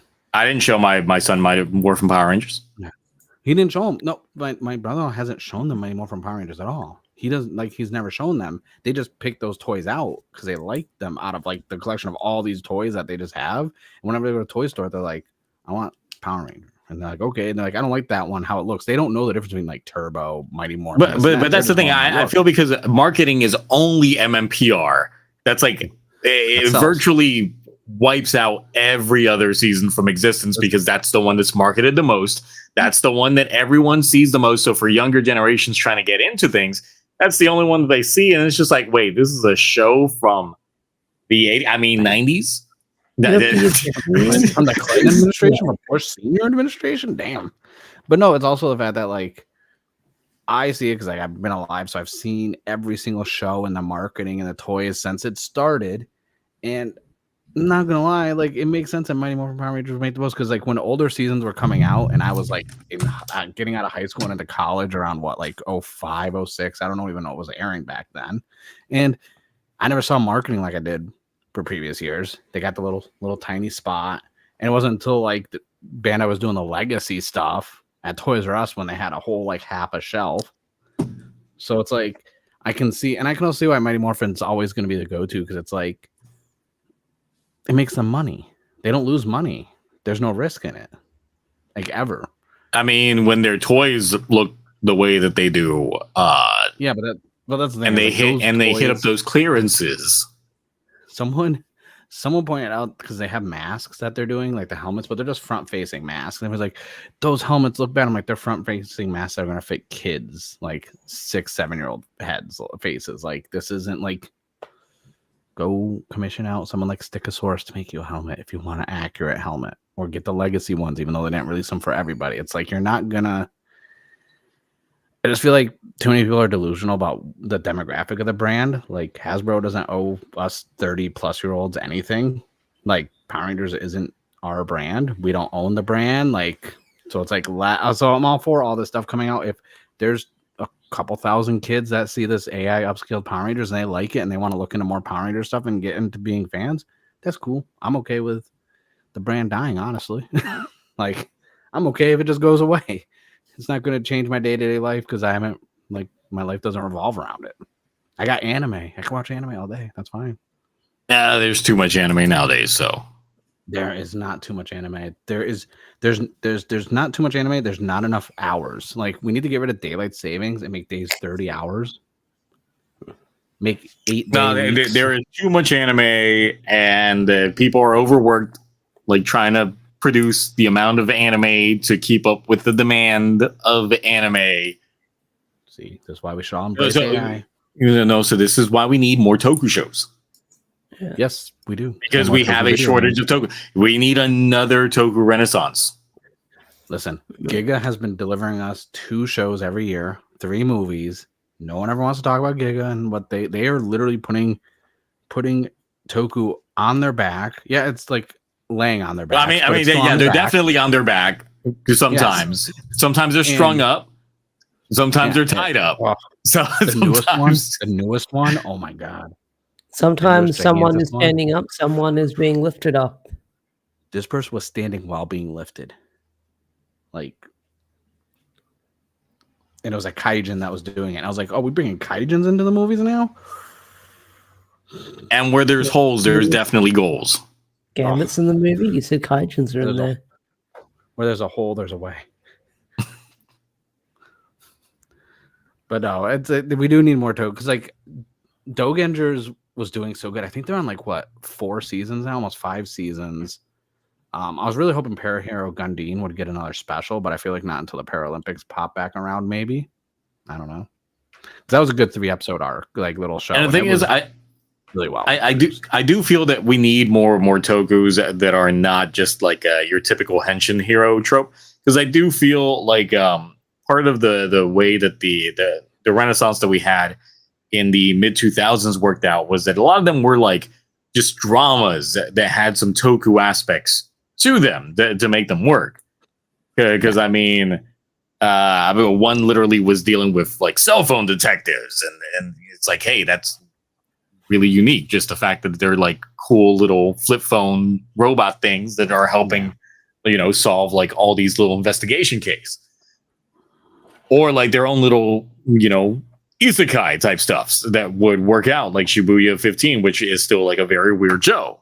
Like, we just need stuff like that, like just hitting it into the more mainstream, especially stuff that's like not like all. When you look at it, like Dogengers was like most of them were like under 10 episodes. Parahero Gundeen was 3 episodes. High School Heroes was really good. No one talks about that anymore. I get random comments on the video I did. That was like 3+ years ago. High School Heroes. People like, oh, where can I watch this? It's like the internet. Like, I was like, check it out, because like all I did was like, hey, what's this indie Toku? And there's a lot out there. Like, Wingman. Yes, Wingman? Everybody should watch Wingman. Right? Yes, yeah, yes. Don't forget. And I want more Wingman. Like, I want, I was like, there's even this company. I gotta figure out the name, because it's on Haya, the app. This Indonesian company is working on their own like MCU style Toku like series, like of movies. And the first one came out, but it was like technically like a soft reboot after was it Grandala? Is that the one that came out years and years ago? I don't know about that one. I know that Yeah. we're finally apparently supposed to be getting a continuation of the Bima, like the Bima series with not Bima. Yeah, it's like Bima without Bima. Yeah, it's Indonesian and like the movie was really good. They got that one dude that's a villain and everything. Like he was in the villain in the raid. He always has a long hair with a ponytail and like the goatee mustache, and he always is like the short dude that always just fucks everybody up. And he's like 60 years old now. He's in that as one of the villains. Like all like the whole fighting choreograph was like so good. The CG was a little wonky, but hey, they had a low budget. But it's like they literally were like, yeah, we want our own Indonesian Toku like MCU of films telling the story. And I was like, give me that. Yes, give me more Toku stuff. I do not care. Yeah, and even then, I would still qualify the Voltus 5 like live action that they did as technically Toku for all that they put into that shit. It's just a shame that they never put all the episodes online because, of course, it was airing like 5 episodes a week, and the subs couldn't keep up with the episodes. They were like, man, they're crazy doing all this shit. Yeah. And looking at the chat right now, so the Gengar season 5, apparently the Raw stopped being uploaded after episode 3, which is sad. You know, it sucks when even like the people that put this stuff online just stop caring themselves. And that's what kills like some of the preservation of some of this content. It's like, as much as we want to get people to watch these other shows, if folks aren't like putting them up or seeding them or continuing to support like at least even the Raws being up, then no one's gonna put in the effort to actually do the translation. Like I said, in the future, like translating stuff is gonna be easier because VLC already announced that they're working on an update for VLC player that's gonna use AI to automatically do subtitles for things in other languages. So you just pop in the Raw and it's going to instantly AI generate the subtitles. Like that's AI for good reasoning. Like that is the good use of AI. Of course, there's a lot of fan subbers that will definitely be out of business, but at the same time, most of the fan subbers work for free. Yeah, so it's like you get more free time to just chill. Yep. I found, let's see, is that the right one? That's it right there. So it is based off of like the Bima stuff. And I was like, oh, cool.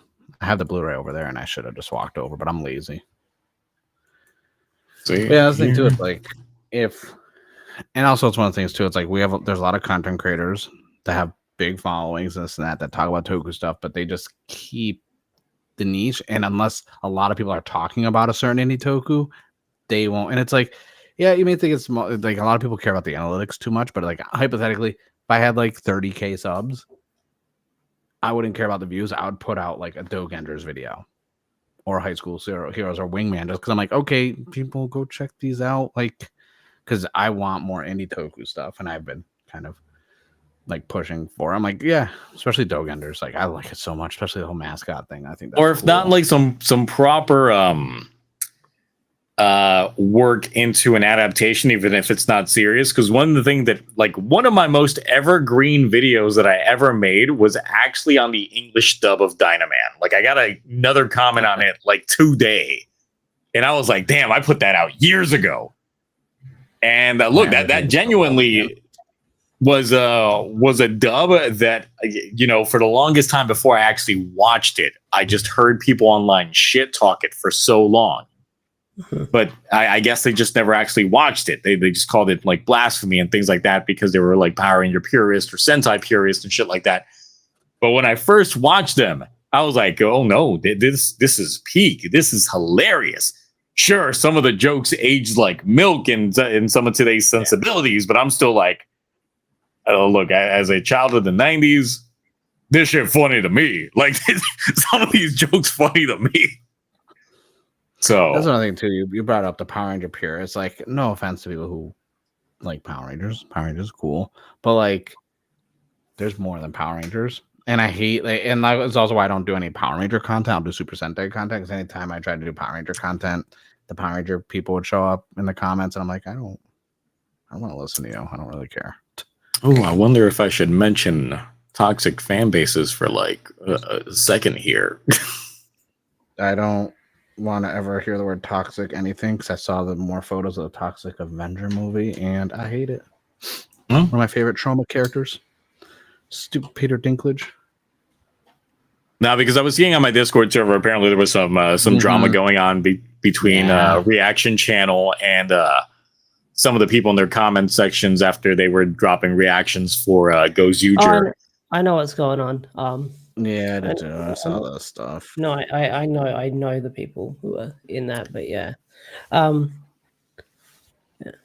Yeah, I wanted some context, so I asked some people on my Discord server like what was going on, and then I went to their channel just to view some of their content. Though I didn't see the Goes Uger videos in question up anymore, so I guess they took them down. Yeah, they private. Yeah, I saw the comments before they took it, before they made it private. I saw some of the comments, and I was like, no.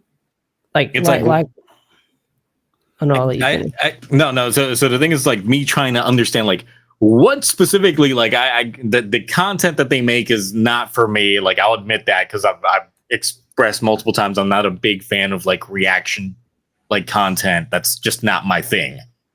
But yeah, just hearing about what they were getting commented on, I'm just like, there's no place for that on there. There's some people that really just want nothing but complete positivity on everything that is talked about, especially when it comes to Toku. That there's just like an overwhelming need or want from some of this fan base that just wants the positive aspect. And if you give any little bit of criticism, then they dock you for it. So no, I think it was like because it was Montyverse. Like a lot of people were just, I think it was like the Toku purists coming in and making fun of them, from what I know of, or like they were not liking their opinion on certain characters, if I remember correctly. Yeah, and also like a couple jokes they made that they didn't. A lot of people commenting didn't find funny. Yeah.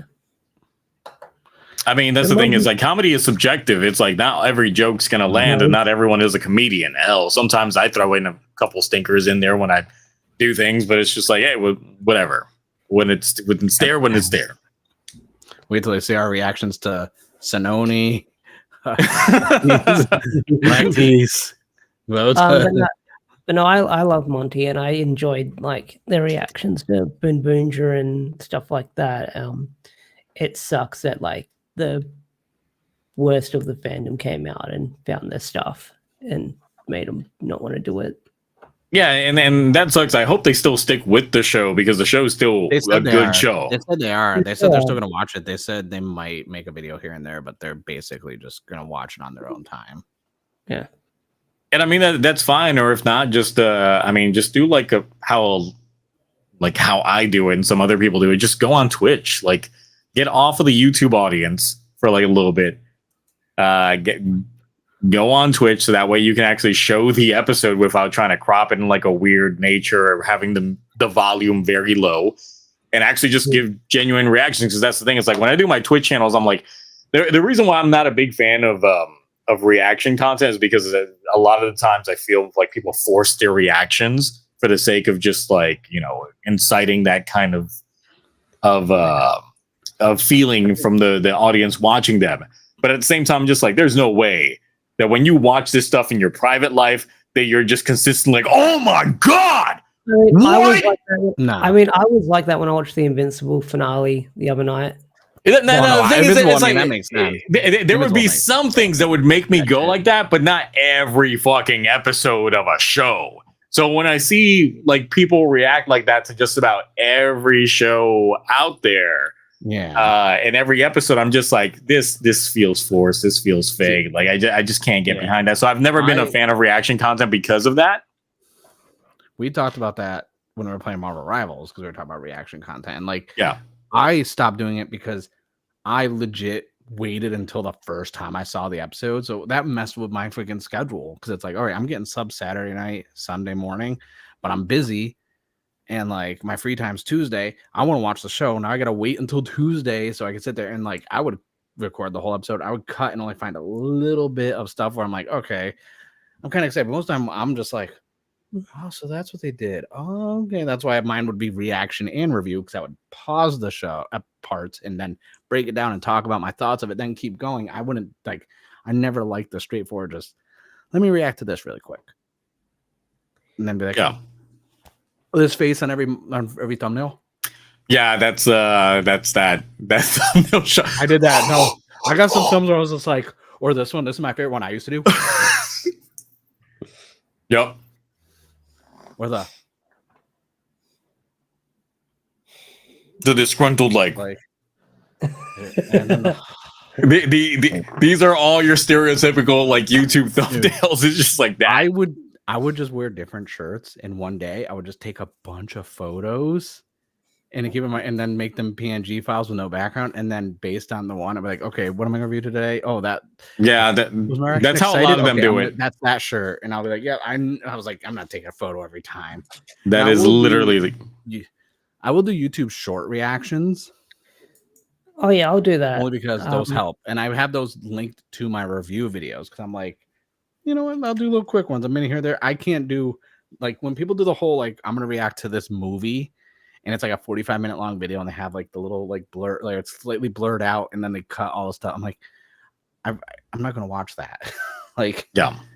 I'm not gonna, or the people who do the whole background thing where the whole thing's behind them blurred, and it's like, really, it's like, I'm not here for your reaction, especially if you don't pause, you don't say anything. That's not reacting. That's watching. And that's what I struggle with when I tried making reactions. I'd get like engrossed in the thing. I'll react to a trailer because the trailer is like 2 to 3 minutes. I can like get excited for that. Yeah, that's the thing. It's like trailers give you the hype moments though too. So trailers are supposed to get that out of you for your reaction, unless it's no. Yeah, that's why I completely get it when people do reaction videos to like watching like a Nintendo Direct or a State of Play or something like that, because those like hell, like when I stream Nintendo Directs, there's moments in which I'm legit screaming like, "Oh my god, this is it! This is what I was waiting for this entire time!" Like that kind of shit. But it's like. Otherwise, it's just a regular watch party when I do things on Twitch. It's like sometimes I'll get like a genuine reaction, and sometimes I'll be engrossed in the content. There'll be some times in which people are like, man, Zio's really like focusing on this episode. It's just like, yeah, because this shit's good right now. Like, I'm not going to. It just becomes annoying if you go to like a Twitch stream and like everything is just nonstop explosive the entire time. It's like, bro, like we're also trying to watch this too with you.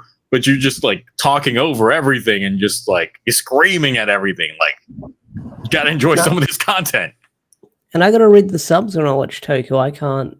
Yeah, exactly that too. It's like I'm there like. And there's moments on stream in which I will actually like notice something and then stop, rewind, and be like, hold on, I gotta catch this shit again because it's probably like a blink and you miss it moment. That type of stuff.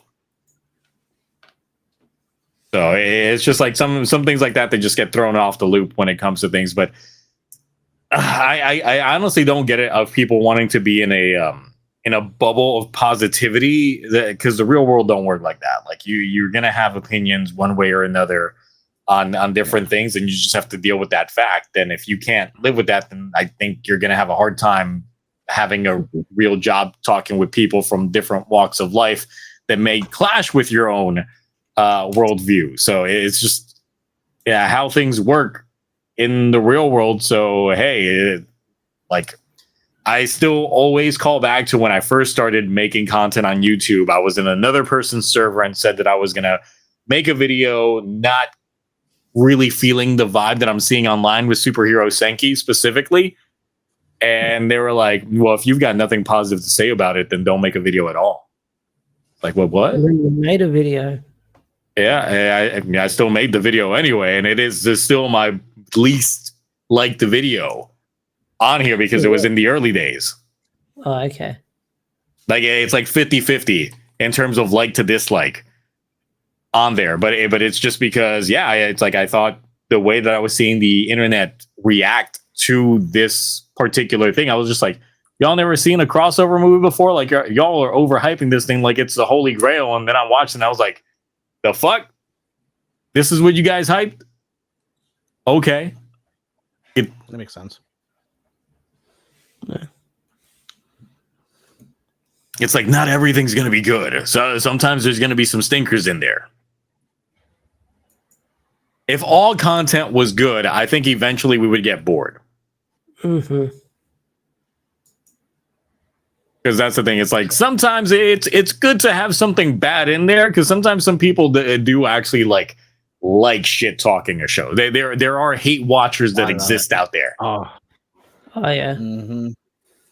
It's like sometimes some people will watch some shows because they suck, for the sake of hate watching, because it's just like they just love to hate on it. And I'm one of those people that if I'm gonna have something negative to say about a show or something like that, I'm gonna at least like watch it through to the end, so at least my opinions are validated outside of just like, well, I dropped it in episode 5, so it's clearly trash. It's like, no.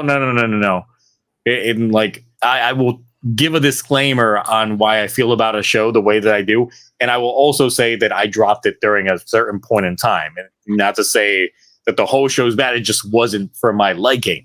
Like when I talk about Go-Onger or TokuTonic, it's like, look, I dropped these shows at a specific point because of the way that things were going. Like when I initially dropped Saber was because, look, those first couple episodes were rough, especially when you were watching week to week. We also accepted that like you had poor taste in shows, and then you came around to it, and then you're like, "This is peak, and the best movie ever." No, I did. I said you guys overhyped the fuck out that movie. Y'all overhyped the fuck out of the Trio of Sin. I mean, Trio of Deep Sin. Trio of Deep Peak. That's what you called it. No, you guys overhyped the fuck out of that. Overhyped. I don't understand. No, Cloudy overhyped it more than I did. I was just like, it's great. It's amazing. Best V cinema of Reiwa. It is. Like, Saber's not as bad as the internet made it seem. Oh, 100% not as bad. Like, people were like, this is the worst. This is going to kill the IP. And I'm like... But I still did my videos every week, even though I was getting hate like crazy for liking the show. And I was like, geez. But I will still say, like, the very beginning is still very bad because it was essentially character overload. Every single episode was introducing us a new character. And it's just like, what the fuck? Just stop. Every episode, a new character. And I'm just like, what? True. You're not right. And then the final arc. Yeah. That doesn't exist. It does. It does. You have to accept that. It was just there. I was on holiday. Yeah. But yeah, let people have their proper opinions online. Like, if you disagree with it, like, you can comment, but definitely don't be antagonistic to the point of trying to like drop someone off from doing the things that they like doing online. Or at least do it from your burner accounts. Wait. I mean, don't do it at all. We are a nice community here. I don't have burner accounts. That's crazy, Orb. No, I would say that the community that I've fostered for the most part has been a pretty good, very, very open-minded, very opinionated. And they're not afraid to disagree with my opinions, and I'm perfectly fine with it. And we will have our debates here and there. And once again, perfectly fine with it. I think most of the time that I lose subs, because I did lose some subs with the last episode of Gavv's review, not the one that I just put out before this, but the one from last week. I did lose a couple of subs, specifically when that episode dropped, when that video dropped. And I think it was because I was talking negatively about the show, even though I still gave it a B ranking. But there's some people that just can't take any sort of negativity. B means bad. B stands for bad. Okay, apparently, I guess. Yeah, a B ranking is abysmal. Like, I still remember when I gave it to King Odra and people acted like I scorched the earth. It's just like, what episode was that? I gave King Odra a couple of Bs, but I think the one that really made the circles was when I gave it an F for one episode. What episode was that? It was near the finale. I think it was like the Grody one. Oh, okay. No, I remember that one. Yeah. It was That's like the final Grody fight, right? Yes, when we get breaking of lore, especially with the immortality crystal. Was that the one with Rita and their frozen powers, or is that like... No, that was the one with Jeremy and his immortality powers, and Himeno with her ability to just kill everything. Oh yeah, fuck that episode. I remember that. Those king symbols kind of ruined everything about that show in that final arc. That's like a MacGuffin last minute power up. Some of them were cool. Some of them were just they didn't think this through enough. Yeah, so that's the thing. It's like, yeah, there's some people that may have some disagreements and opinions and things like that, but it's like, look, if someone just doesn't share an opinion with you, I think that's fine. The thing is just like, don't isolate the entire game unless like all they do is nothing but hate content. Then I get that, because then that's too much. Yeah. Because it's like I'm very objective or subjective on what I'm reviewing, in which it's like, yes, it's like I understand that not everything's going to be a home run, and when we get to that point, I will definitely call it out. But people forget that when I do my series review at the end of things, it's an aggregative score. It's literally every episode's average. And normally, if a show has a lot of really high, like right now, Gavv is still an S rank episode, even with these Bs. I mean, the S rank show, because it's gotten a lot of S's and S pluses more than it's gotten A's and B's, and that one C. So it's like, oh, it's not downgrading the content of the show. It's literally like all these episodes here were fantastic, and these,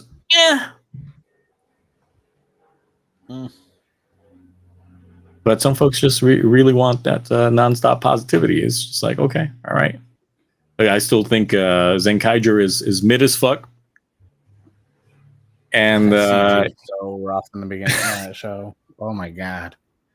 And the plot, I remember that's what I started reviewing, and I was just like, yeah, I was like, it seems like fun. The OP is great. Like, we're learning about our characters, and there's right when Majin showed up, and I was like, in the ice, and they were, and I was like, yeah, but like that green screen though, that was bad.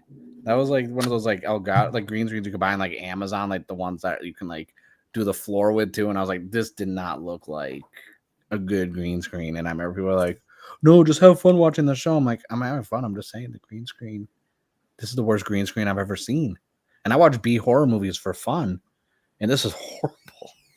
Like I just watched a Bigfoot movie the other day. It was found footage, and it was literally someone in a regular gorilla costume, and that's what they used for Bigfoot. And it was a party scene gorilla costume, and it was a 2-hour found footage movie on Amazon. It was deep in Amazon. I was like 60 pages deep of recommendations. It was far down. I was really fucking high, by the way, and I was just like, let me watch this. I was high and I had a fever because I'm sick, and I was just like, this is horrible, but it's fun. It's like sometimes I enjoy bad things. And the thing is that there's some stuff that is shot bad on purpose, and there's some people that just can't get into that. And I'm just like, look, I get what they're going for, and I'm in. Like sometimes if you understand what the assignment is, I'll tell you. Then you can commit. Look at prime example. And I always tell everyone, look at Sam Raimi. Look at Peter Jackson. Like Sam Raimi did Evil Dead 2, which was a joke movie, and like people in the horror community when Evil Dead 2 came out were like, it was horrible. Why are you putting humor into horror? Like you're not even going to be a real director. And then motherfucker gave us some Spider-Man and Spider-Man 2 with great casting. I mean, he did Spider-Man 3, but you know what? Like, and that was Sony's fault. And then you think a bit like Peter Jackson, all those other people like Poultrygeist and all these other like B movies that they start off on, even James Gunn B movie stuff and this and that, and Trauma. He did a Trauma film, and now he's the head of DC movies. It's like, you know, people like bad shit. Like I like bad movies all the time. You give me a bad movie and I'll be entertained. It's like Mystery Science Theater. Like they didn't watch Oscar Academy Award winning films, and it's still fun, and they would have their opinions on good things and bad things. That's why I was like, I don't get when people get so hurt and in their own feelings when they decide to comment on other people's stuff. Like I'm still getting shit on for my Ultraman ranking ones, and one person literally was like, how dare you? And then in parentheses like, I know it's your opinion though, I'm just saying. I'm like, yeah, it is. Like I was like, okay, like, there was like the episode in which I gave like a C ranking on for Gavv. There was one person that was like definitely like consistently like writing me some essays, like agree to disagree, like nonstop things. And then like by the end of it, I'm like, I'm so confused because everything that you're saying lines up with everything that I'm saying. So what are you actually disagreeing on? because That always we confuses seem me. to be aligned with how we feel about this show, but you still say agree to disagree.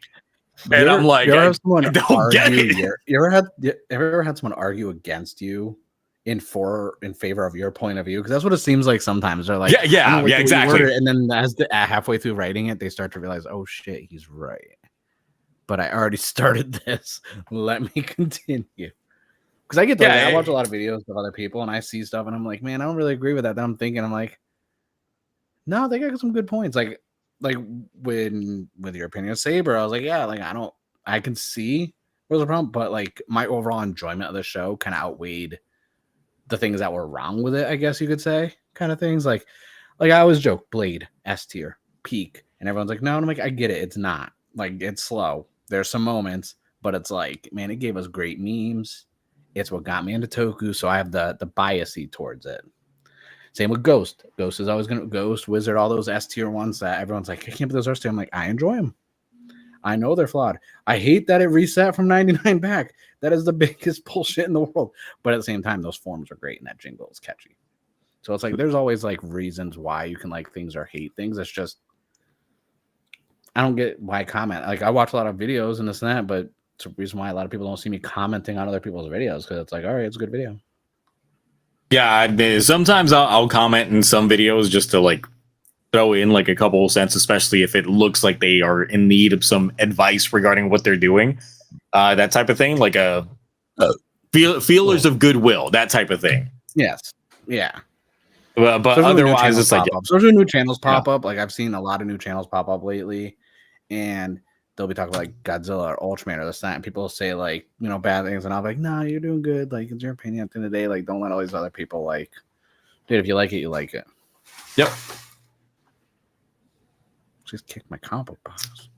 I mean, it is what it is, but I do feel that there's some people that just take this fandom, actually just most fandoms in general, just to the extremities, to the point of there is such a thing as toxic positivity. Like some people just don't realize that. Like it is possible to just like things too much that it's just stop.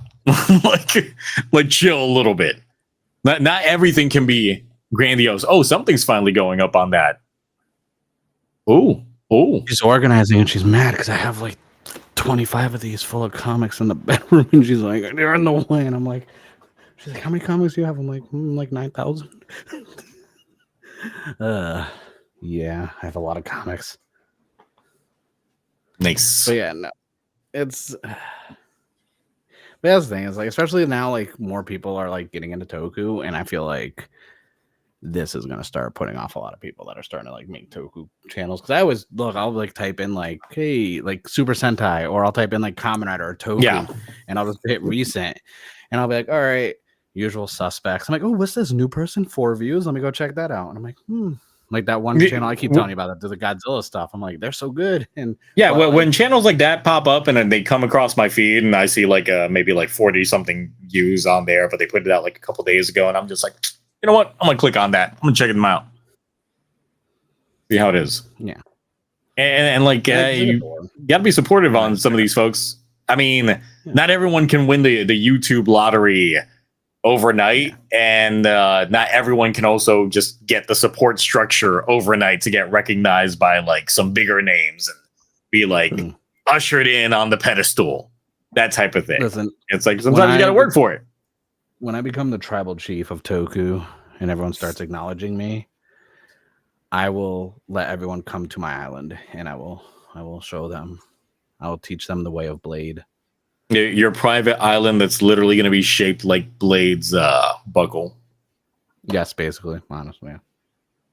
Sorry, I've been playing. I bought the Bloodline edition of 2K25, so I've been playing it for like the last week, and it's been affecting me personally. So yeah, I really don't like when the fan base gets so negative on some content creators like that, especially when they're not putting out bad content. It's just because people disagree with their opinions, or maybe someone else might have said something negative about them. Like this is something that's been brought up on TokuTonic in the past with some other channels that kind of went away because of comments and things like that were just said, and it's like it's ridiculous. So yeah. Well, I will tell you an update outside of stream because I know who we're talking about, and that person is actually more unhinged. Yeah. I feel bad for even showing them an ounce of support publicly that one time. Yeah. Oh, there they go. That crazy. They got burners. Mm. And their burner accounts were like starting shit with people, and then you find out like basically they're completely like crazy because then their own burner accounts were supporting them in all the drama, but they kept their own real photo on all their burner account profiles. Oh, and even have I don't know. This might need to be an on-stream thing. Yeah. Okay. All right, y'all. So this Cody Loves Toku kid, right? Gets a little tiff, calls out a few creators of like not even 2 years ago, deletes his channel because he said he was bullied. Then he comes back and he starts freaking going in on well, I'm going to mention his name, Chest of Greatness, because he deleted his channel because he's a bitch. So basically what happens was he starts going on other Toku creators, and then he gets called out on Twitter by like Foul Plays and someone else. Then he starts commenting on theirs in support of Cody Loves Toku on his burner accounts that still have his name on it, and the profile picture is different photos of him supporting himself, thinking it's his fans. And I was in there just like, bro, you're that unhinged. Like I was like down, I was like supporting him, but then like the shit he was saying, I loved it. I was like, oh, it was just so bad. I loved his definition of gaslighting. I think I have all the screenshots because I was taking screenshots on my phone. I think that was in the video. Like he said his definition of gaslighting was like disagreeing with someone and sending people to attack others or something like that. I was like, I don't think that's the definition of gaslighting, but okay. Yeah, like there was so much shit going on in that time, and the whole time I'm like, bro, I can't defend you because like I think there's a way to approach things, and his videos weren't bad. I like because he bought a lot of like the toys I didn't want because like they were trash. So like anytime someone buys the toys that I hate and I can see them like physically in a video, I prefer that because then I don't have to buy shitty toys to have on display.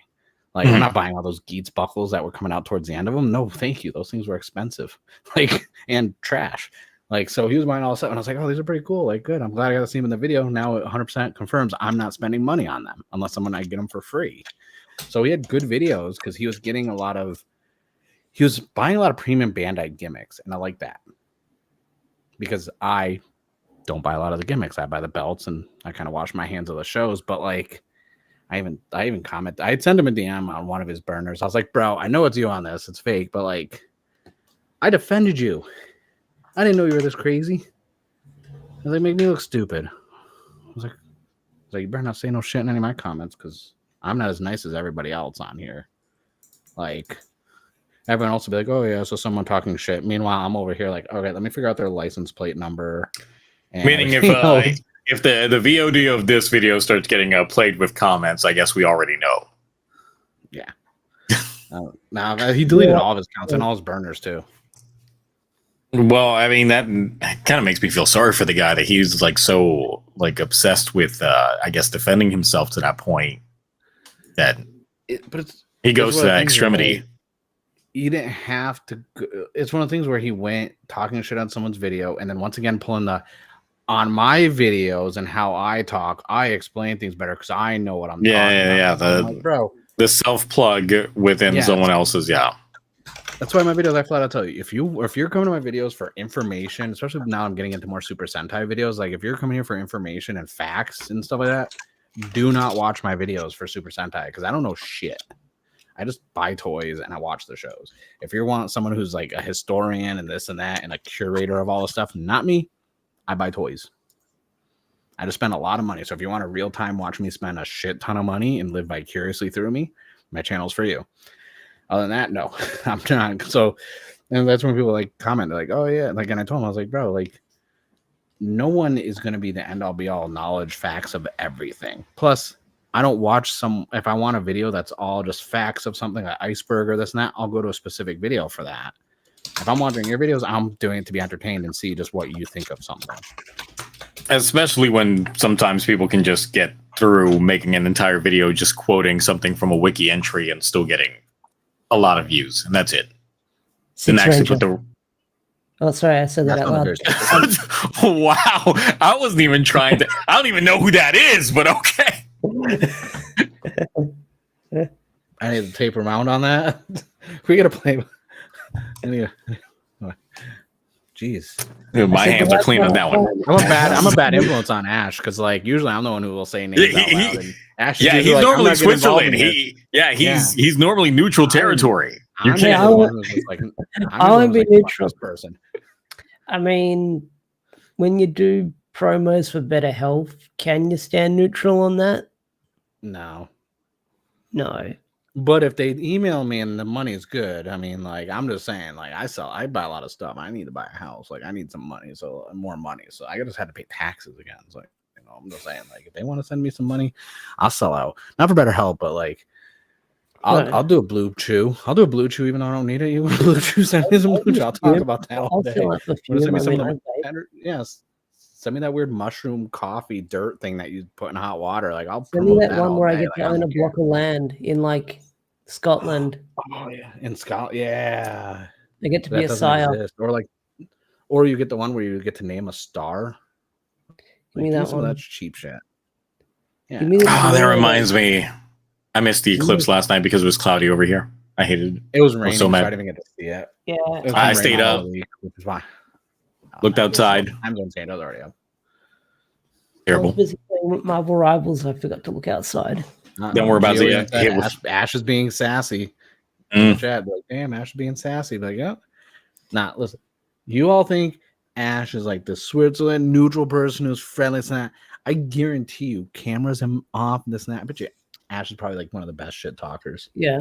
No, absolutely. I've seen him in other Discord servers. So yes. He's probably got like there's a whole like portfolio on everybody, and he's like, "Yeah, man, I got so much." He knows how to throw a roast when it comes like when there's something aimed at. He knows how to bounce it back. He just chooses not to. He'll store it in his back pocket for another day. There's a reason why Henry keeps clipping me when I go on the talk about Aaron. Speaking of Henry Resilient, apparently Blake Foster wants to fight him. Good. I want to fight him. That's annoying. Not Blake. Me and Blake are cool. I don't like Henry. I'll say it publicly. Henry's a piece of shit. I don't care. Fuck that guy. I've said it on Twitter. I've said it in my own videos. I've said it on my own podcast. I don't give a shit. Like I've said it in his own comments. So,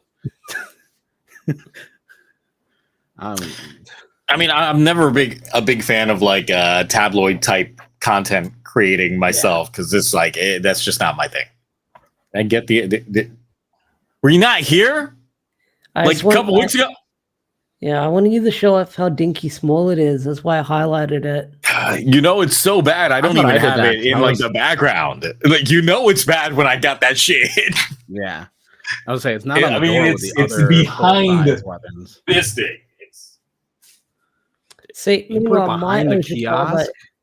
Oh no. It doesn't look. Oh wait, hold on. Power sword. The power sword that I hate so much. Oh.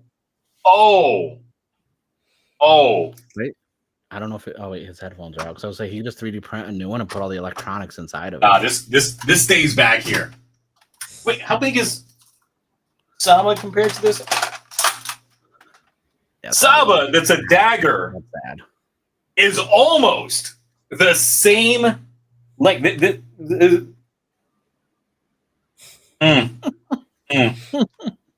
This is a dagger. This is supposed to be a sword. A sword. I'll wait till he puts his headphones in. Yeah, no, fuck that thing. You need to upgrade, get some wireless ones. Because I was like, you can just 3D print a new Ozer Caliber Zero and just put the electronics inside of it. Yeah, I could now. I still got to finish Fives first. Well, I mean, you got time. No, he's gonna get Fives done by a Ranger Stop. So then when he rocks a Ranger Stop, it's 5, people can say, "What Power Ranger is that?" Yeah, I can't wait. It's like, oh, is that one of those the Beast A Squad or Beast SPD's Day Squad? It's like, yeah. Is that Big Bad Beetleborgs? It's a It'd be bug. great when I take off the helmet and then I actually get recognized by folks. I would love that Big Bad Beetleborg suit, but like all the conventions out here are in the summer and it's already like 100 degrees. I'm not putting on a whole suit in 100 plus degrees. It does feel weird when I go to conventions and I do get recognized by like a couple of folks, or like even when I went to see Shin Kamen Rider. Because then it's just like, all right, well, what image of me do you have already? Like, what clip are you gonna bring up? Yeah, exactly. It's like exactly. Do you have the positive view of me, or do you have the negative view on me? Which one do you have? So I know how the direction of this conversation is going to go. Are you going to range up, Mark? Because apparently a few TokuTubers are going as well, from what I've heard. To Rangers up? Yeah. I want to because it's the last one, but a lot of people I was going to go with are backing out now. And it's kind of like annoying me because, like, but the downside is like I was going to try and time it because I got family out there. So I was like, oh, I got family in Georgia I haven't seen in like ages. But then also now Anime Pasadena got pushed back because of the fires. So a lot of earlier conventions got pushed back. And I think and I was like, man, like I'm already doing Comic-Con out here and this and that. So I'm going to try. I don't know. Because I got to go back home like twice. I got to go for a wedding and a funeral. So I'm like, man, that's a lot of ain't cheap going across the country right now. I'd want to go, but money, and I don't know if Karen Ashley would fly me out if it's the last one. Well, you could always come out to Power Morphicon next year. Give you a whole year. I've been thinking about it. Like maybe got a whole year to Planet Ash. I want to go. Like I wanted to go. I planned it, and then I was like, and then I saw Estei's video. I saw Kez's video, and I was like, I wish I was there. I don't care about the Toku stores they don't know about too. I don't care about Power Morphicon. It's just I want to drink with like online friends and see all the LA sites. And you want to buy stuff. And buy stuff, yeah. They have a brisket corn dog at Disney. Yeah. Brisket corn dog. As we know, anytime food is on a stick, I know about it. They have a meatball marinara corn dog now. Oh, delicious. Which park has the Megatron where he insults you? I want to go to that one. Universal. That's Universal. I want to go to Universal and see the Megatron. Diagon Alley in Hogwarts. Is that still there? Is the Megatron who roasts you still there? Oh yeah, he's there. Oh yeah, he's there. He's in my TikTok feed. I keep seeing him. Yep. No, he's always there. He's hilarious. I know. He lives in my TikTok feed. Then we can get Zio to come out for Power Morphicon also. Do you know what I'm talking about, sir? The Megatron at Universal, and he'll roast you.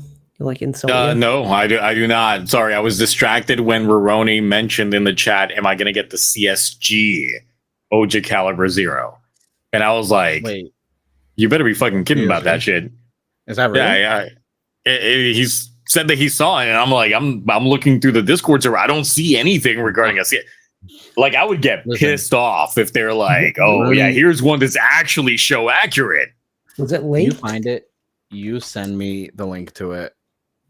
I will probably buy it because 9 times out of 10 when he sends me stuff, I'm like, like those DK, like the Donkey Kong Nikes that are coming out. I was like, I know not I'm a sneakerhead, and I'm like, damn, I kind of need those. They actually got like Donkey Kong like fur on the shoe, and I'm like, oh, they look so good. I kind of want to get CSG is what is CSG like?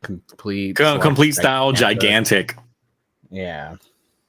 Which is like the Garo Ken is the only CSG that I have. But even then, like normally when they do memorials or anything like that, when it comes to like their scale weapons, yeah, they're the scale. But this is definitely not to show scale. There's no way this is show scale. I don't know why the handle looks extra cheap on it. The handle that you hold. Like, it's definitely cheap.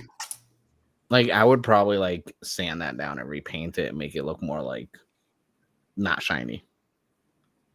Just the handle. And also, once again, I'm still really disappointed with like they need volume sliders on these toys because they all have very low volume, and the one on this one is especially muffled, just because the holes for the speakers are along this crevice right here. Seems like poor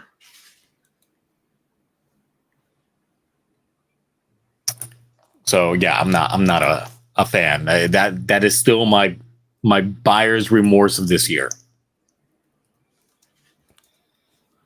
Also, much like the Vince documentary, we're getting a Darkest Moments in Power Rangers. It's going to be like Darkest Moments on TV, but Power Rangers is getting roped in there. Yeah, they're getting But it's nothing too crazy. If you've been in the fandom, you kind of know what they're going to talk about. They're going to talk about Ricardo Mendenas stabbing his roommate, and they're also going to talk about JDF and how that one guy wanted to kill JDF at the convention.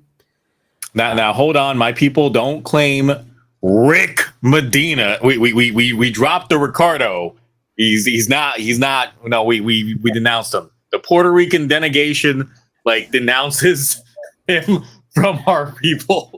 I forgot I watched that. I forgot I didn't tune into that live stream where you and SJ you went on live stream together and you denounced Rick. I mean, he denounced himself when he decided to change his name in the credits of Power Ranger Samurai from Ricardo to Rick. It's just like no one who. Yes, you never noticed in Power Ranger Samurai when it gives the credits for him, it says Rick Medina's. Get out! I'm gonna bring up Power Ranger Samurai. Within the Latin community, that happens a lot in film and TV. They will change their first names to more Caucasian sounding names. Well, Johnny, yes, people forget that Charlie Sheen's name is Carlos Estevez. Fuck off! Yeah. That is not real. No, that is. Yeah. Yes, Charlie Sheen's name is Carlos Estevez. Because his brother is Emilio Estevez. Yes. Martin. If you saw it, either. Oh my god, you are not wrong. Yes. Yeah. My life is a lie. Yeah. Then what's his dad's name? Martino. It is also something Estevez. Martin Estevez.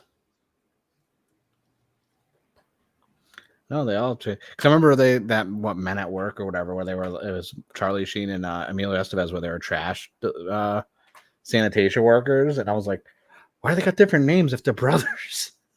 Yep, they look exactly alike in that movie too, and I'm like, sir, Senor Estevez, Ramon Gerard Antonio Estevez is Martin Sheen's actual name. Power Rangers Samurai on Stan. I'll bring up a different episode. That's unhinged. Let's see.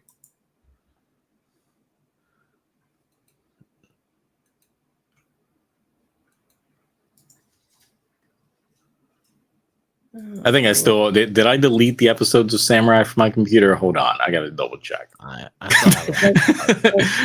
It's like streaming on an Australian website. I'm pulling it up now.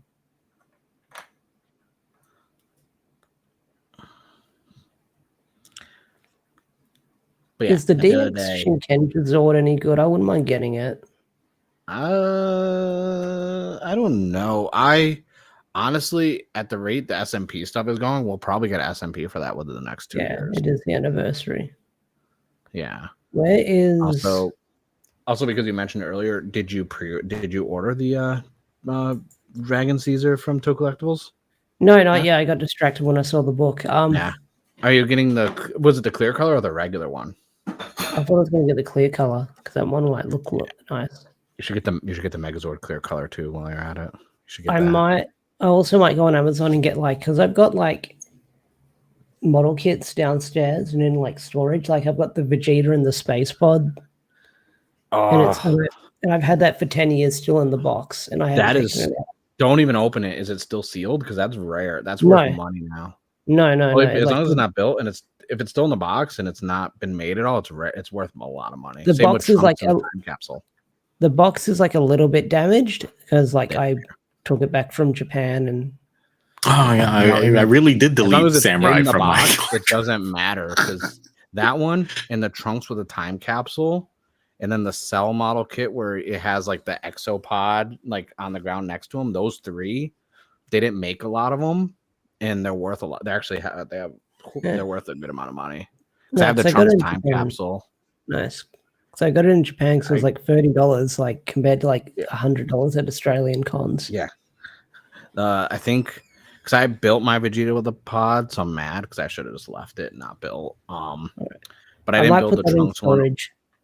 Yeah, because the Vegeta one in the box, even if the box of damage is like 300 or 400 US now. That's fucking dope.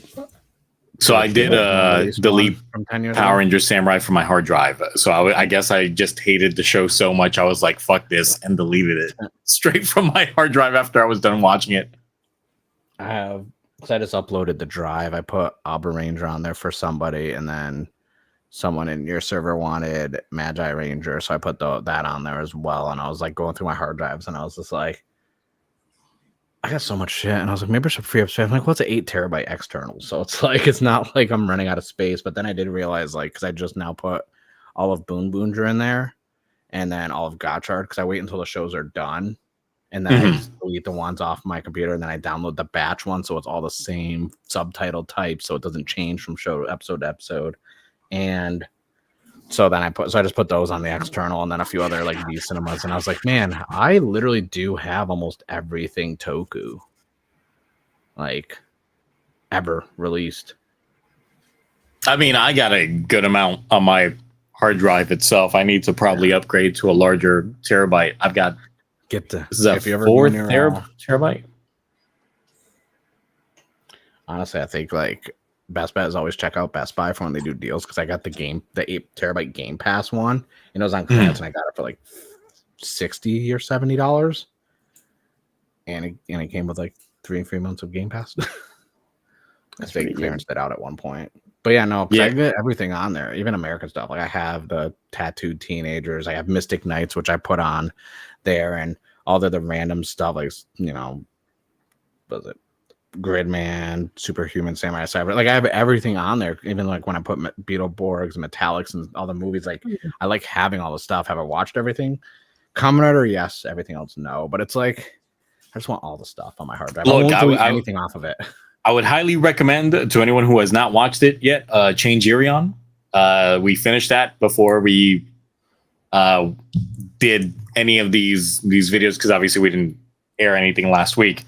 But yes, Change Irion, we finished it like 3 weeks ago. Peak show. And then last weekend I finished Mebius. Nice. And Mebius is my favorite Ultraman right now. I would also like to recommend, I believe it's called Animal Sentai Jinjugar. I have it's that. Very easy to watch Toku. There's only 4 episodes. You know, it's easy to digest. Should definitely check that out. Especially if you like animals and Sentai. I was trying to think, there's another one. There's a new one. There's another season for a Waku Saber. You know, season 3 dropped, 6 episodes. It hasn't dropped yet. It's supposed to be airing. You know, it should be done in a couple weeks, but they kind of delayed it a bit. But you know, just saying. Let's see here. We got Kogaigar. We got Denovator. We got Jukaiser. Fountain, Prism 3. Don't forget Spandexer. I mean, it's not Sentai, but trust me, Spandexer will change your life. That movie, oh my god, I started getting pain right in here, just outside the collarbone and the rotator cuff. But it was a good movie though. Put some icy hot on it. And I know people are talking about Toku Rewind tomorrow in Twitch. Yes, it's Bloodbath night, because since we finished our shows.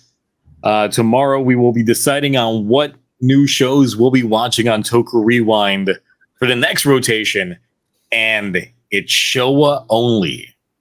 So what do you hope it's not from Showa? Anything from the big 4.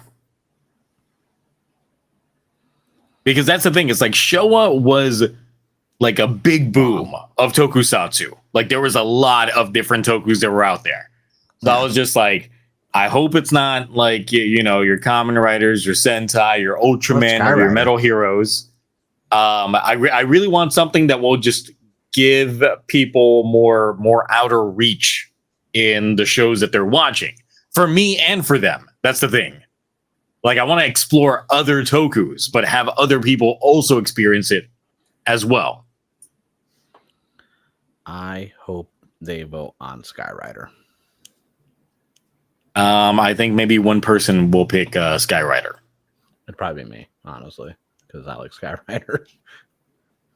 It's the first Kamen Rider DVD I ever bought was Sky Rider.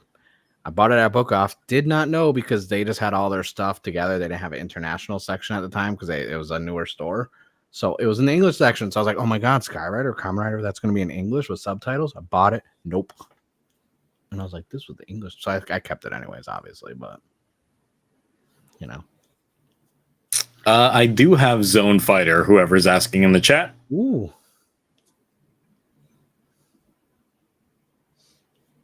Like one of my personal picks is actually Toei's Spider-Man. Ooh, okay. I don't think it's as bad as everyone says it is. Well, that's the thing. It's like that's one that we watched episode 1 for like potential future picks for Toku Rewind, and that's one that I really want to watch. Is that one? But I'm not going to do a chef's choice this time. So I'm hoping that chat is gunning for me and actually like gets Toei Spider-Man up in that pick. I haven't heard bad things about Toei Spider-Man. I've just heard it's weird. I think for a lot of folks, the whole thing. For a lot of folks that are used to regular Spider-Man, A jump to the sky turns to a rider that kick. would make sense. Yeah, if you watch they this just when can't it get came to it. out, there wasn't like Spider-Man shows and cartoons and everything everywhere. So it's kind of like one of those, okay, that's cool, especially in Japan. So I'll be like, that's cool. Now it's like, well, we've had how many Spider-Man series, movies, comic runs, this and that. And then you watch this and it's like nothing like any of them. And then he gets his own little mecha, which is amazing. There's an SMP for that, by the way, everybody. Mark's just trying to make me go break by saying, hey, look, there's an SMP for that. I'm trying really hard to push like the SMPs and candy toy stuff because like there's not really a lot of like regular toys coming out, and we're getting Bandai. Everyone's complaining, oh, I wish they did more for this show. I only have a SH figure out for this Red Ranger and this and that, and I'm like, well, there's some Yudos where you get the whole goddamn set, like, and you can even get some villains and minions in there. It's like people complain so much about like, oh, like people are already complaining about Gavv. They're like, oh, we only have Valen and Gavv for SH figure arts. Like, what about the other forms? It's like, get some candy toys. Like, if you don't want to get the real action figure, like the KRAFs or whatever they're called, which have like are stupid. Like, get some mini plas, get some Yudos, get some Sodos for your stuff. Like, you don't have to get everything SH figure art. So I'm just pushing for all this stuff because that stuff is really good. And if more people buy them and more people talk about it, then more people go check out my videos about that stuff because people care to look up SMP stuff. See, there's a domino effect where it comes back to me at some point. And looking at this, I do have every episode of Toei Spider-Man downloaded, including the movie. I say movie because it's only 24 minutes long, but they call it the movie. It's like a Sentai film. It's the length of a regular episode. So it's good stuff.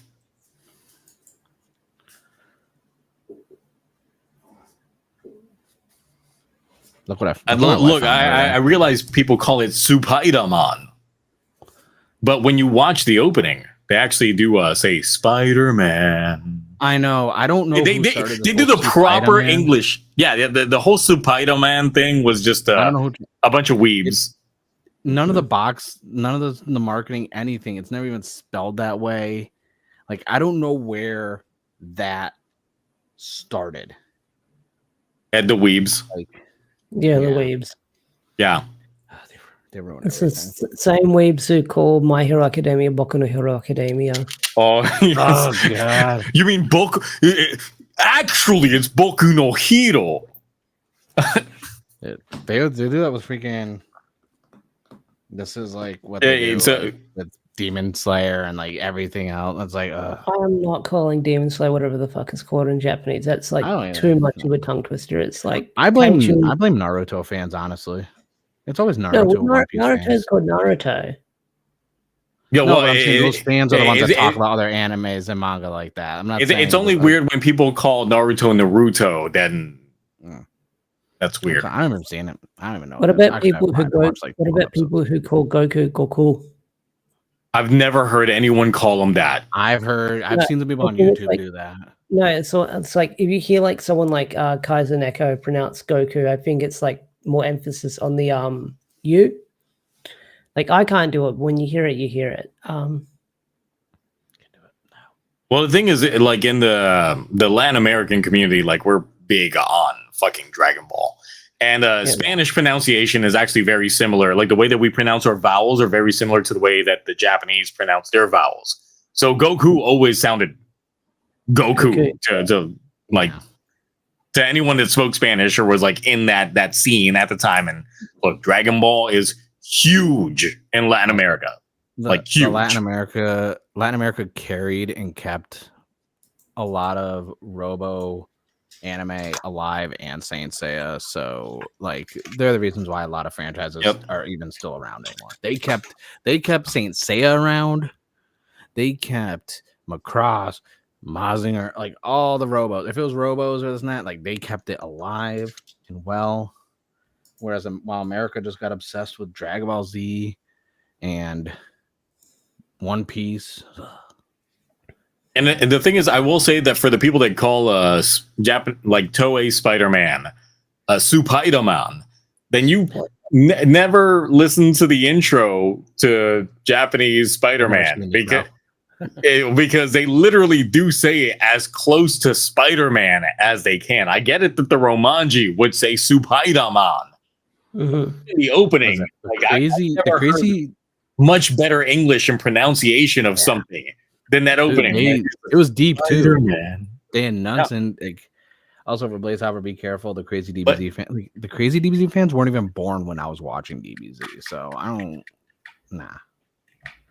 And the thing is like the true DBZ fans know how big, like when I became an adult, like it was terrible when I got like a cell phone and shit like that because my cousin would call me up talking about power levels all the time, talking about who's gonna win this fight nonstop. Because I was like one of those older cousins that just like I would just have the answers for like the power scaling of Dragon Ball characters. It was like that.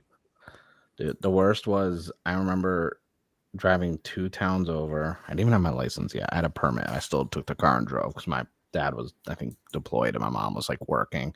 Went to this anime bootleg store. I picked up Dragon Ball GT Final Bout and Ultra Battle 22 on the PlayStation 1. The imports. I got my Goldfinger with a little spring that they gave me for my PlayStation 1. Had everyone come over, and then it turned into all of us just arguing about power levels the whole entire time. And then also wondering, what is baby Vegeta? What is it? Because GT wasn't out yet. Like when I bought that game, I think, let's see, it's PlayStation 1. No, we were still on the Frieza saga just ended. We were in between the Frieza and the Android saga. So we're like, who is Gotenks? Who is Goten? Why is Vegeta Super Saiyan 2? What is Super Saiyan 3? What is like the Super Saiyan 4? What is this big golden ape that isn't? We're all just like, I'm sorry, you're not pronouncing it right. They're Saiyajin. Saiyajin. Oh my god. And it's not pronounced Churro, it's pronounced Gyro. I'm just gonna listen. Even back then I was balling because those games were like $80 each. Like, listen, I've always been the debt person. But no, we were just sitting there like, what's all this stuff? So we started doing research on dial-up, and this and that, and being like, okay, so this is where the show's going now. Like, we didn't know who Boo was and all this other stuff. And I was like, I just remember we all went to school because there was like 6-7 of us, and we were all talking about it. And other people like, what do you mean? He just got Super Saiyan 1. He just beat Frieza. It's like, listen, kid, some shit's gonna go down. Not right now, but soon. We're gonna get Super Saiyan 2.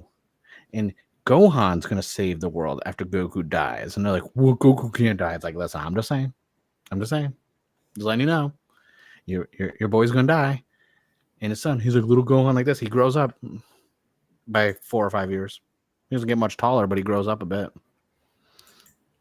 and that's the good old days. And I kind of wish I bought more because they had Toku stuff there, And I kind of wish I got more stuff because I would buy like Godzilla or Ultraman stuff, but they had Super Sentai and Kamen Rider, and I would look at it like, oh, and like, yeah, Super Sentai, it's what they use for Power Rangers. Like, oh, kind of not in Power Rangers anymore, so I don't care about that. And I'm like, damn it, I could have got lost media over there because they only bootlegged the VHSs. Everything else was legit imports.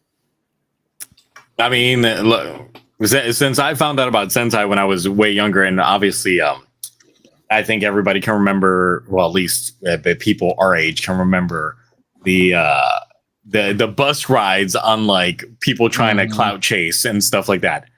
So while people had uncles working at Nintendo, I had uncles working for Saban, and I just knew the next Power Ranger season. My thing was I had an uncle who worked at Lego, but my uncle worked at Lego because one of the Lego headquarters is in Connecticut. And they're like, oh, sure, he works at Lego, this, that. I'm like, no, like, and then my cousin, when he moved closer, we were on the same bus route, and I told him, I was like, bro, tell him your dad works at Lego. And he's like, why? I'm like, they don't believe me. My uncle works at Lego. And he's like, yeah, like my dad works at fucking Lego. Like, and they're like, what? Like, yeah, you want to know about new sets coming out? Because this is like when Lego just started getting some IPs and shit. And I was just like, yeah, they about to drop. You saw them Star Wars? Well, they about to drop some new Star Wars. So Episode 1's coming out. So this wasn't peak Lego Bionicles era. No, this was 99, like 98, 99. So this was like right when they were getting IPs for stuff. Because before they did Star Wars stuff in the past, but a lot of stuff wasn't as like big because Connects were coming out. And so then Lego started getting IPs to compete with them. And I was like, yeah, but I never tried the Nintendo. We had a kid who used to say he used to work at Sega. And I was like, oh, your dad's going to be out of a job one day. I hated the kid. I was like, Sega's not in Connecticut. No, since it was the same time in which like Pokemon first started, like I had friends saying that like, you know, their uncles like knew all about like the next Pokemons that were going to be coming out. Yeah. I remember the names for Ho-Oh before Ho-Oh got like officially a name because of episode 1 of Pokemon. I still remember one friend saying that one episode with that giant Dragonite. They were like, no, that's another evolution. He's called Dragonstar. It's just like, oh shit. My favorite was we had a kid who like, because everyone had the Nintendo or Game Freak, and he would claim that like his dad told him how to get Mew under the truck or Missing Go because like that's how his dad programmed it in the game. I'm like, wait, what do you mean your dad programmed it in the game? I was like, your dad made Pokemon. Hear me out. Your dad made Pokemon, and you're taking the public school bus? I would be flying in on helicopter every day. Yeah, you should be going to private school, not public school. Because I was just like, because everyone knew when that game came out, like even when we were like 12 or 13, we just knew how big it actually was because like it was everywhere. And you hadn't seen an IP blow up like that so quickly since Power Rangers. Like, really, when you think about it. So it's just like, nah, you're not taking the public bus. You brought lunch to school. You're not getting the 3 extra slices of pizza for $1 each plus the side of French fries for $1.25.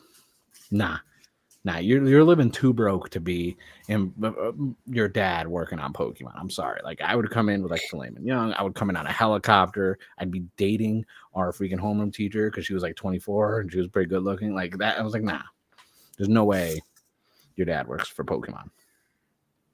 Man, Roroni just sent me back to the point where I got called out when I was so he said rumors of an orange MMPR. That I remember back when Wild Force was airing, I told people that there was going to be a Rainbow Ranger appearing because of Big One appearing during like Gal Ranger versus the Super Sentai, and that never happened.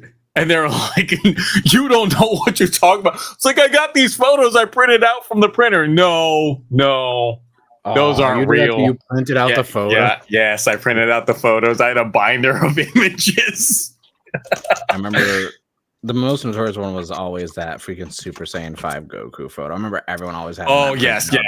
Yes. The Dragon Ball AF photo of Super Saiyan 5 Goku. Yeah, that's like the go-to original one. Or people printing out like there's a fake Pokemon one that was like. It was, I don't know if anyone has any like documented proof back then, but I remember right before Gold and Silver came out, everyone was talking about Mew 3 constantly, and people had like the images they would print out, and I just vaguely remember people like, yeah, it's Mew 3 because we have Mew 2 and Mew want Mew, and this Mew 3 is going to be in gold and silver, and I'm like, could happen. You know what's hilarious? When they were working on the Mega Evolutions for X and Y, apparently in the beta documents they were gonna call it Mew 3, but they chose not to. There were some Mew 3 references in that big leak that came out like a few months ago, because I went through all that stuff because I was curious. I just want to say everyone said I was wrong. Everyone said I was wrong. I told everyone ZA was going to have the same graphics as Violet and Scarlet, and everyone's like, no, it's going to look like Arceus. I'm like, no, it looks like ass. It looks like ass. I was right. Everyone was telling me I was wrong.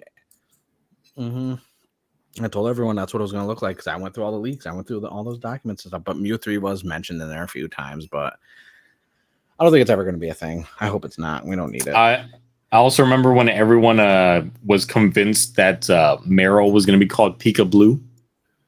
I remember that. Yeah, that's the one from those days. ZA, such a downgrade. You're right. You're the second I saw that game get revealed, like the first 2 seconds of footage, I was like, oh, this looks bad. Yep, and also horrible. I actually started playing Legends Arceus again recently because like I've been trying to like find stuff to play besides Digimon Story, Cyber Sleuth, and wrestling games, and I started playing it up again, and I was like, man, like this was so good. I think it's the best that style Pokemon game on the Switch, because I would still put like Mystery Dungeon up there because Mystery Dungeon is so I would say it's the best Pokemon game in the last 15 years. Yeah. And even like, the new Pokemon Snap looks really good visually. Like there's a lot of stuff that like they didn't work on, like Bandai worked on, that looks great.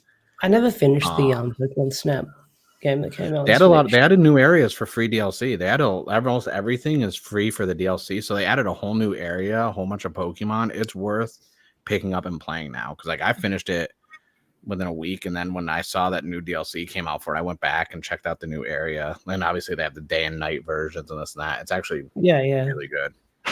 Like I've got a nice new TV to play it on. I might try it because like I never finished it. I think it just moved too slow for me because I forgot how slow Pokemon Snap can move. Yeah, once you get like the upgrades, you play through it, or you can like move faster. Because remember, you have to go slow the first couple of times that you do a area, and then after you've done it, then you can like fast forward while you're on it. It's a good game. Well, I don't know how we did it, but with no news, we still managed to pan out 3 hours. Are you shocked? Are you freaking shocked? Like I am shocked because there are moments in which we actually do end early. I was expecting to hop on Marvel after this, but I'm like, nah, I'm not going to Marvel after this. I'm going to sleep. I had to hang out my washing. Yeah, my wife was doing that while I was, because I thought it was going to be quick, and now she's being grumpy. It is what it is. Well, I was like, she's the one who's not sick. I'm the one who's sick.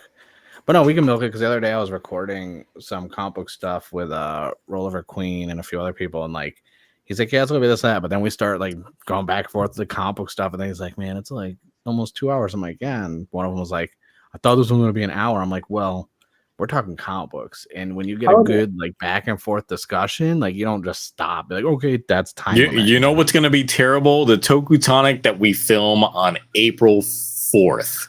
Because it's going to be after the Switch 2 reveal, in which we get all of the games, and we going to want to talk about it. Oh, yeah.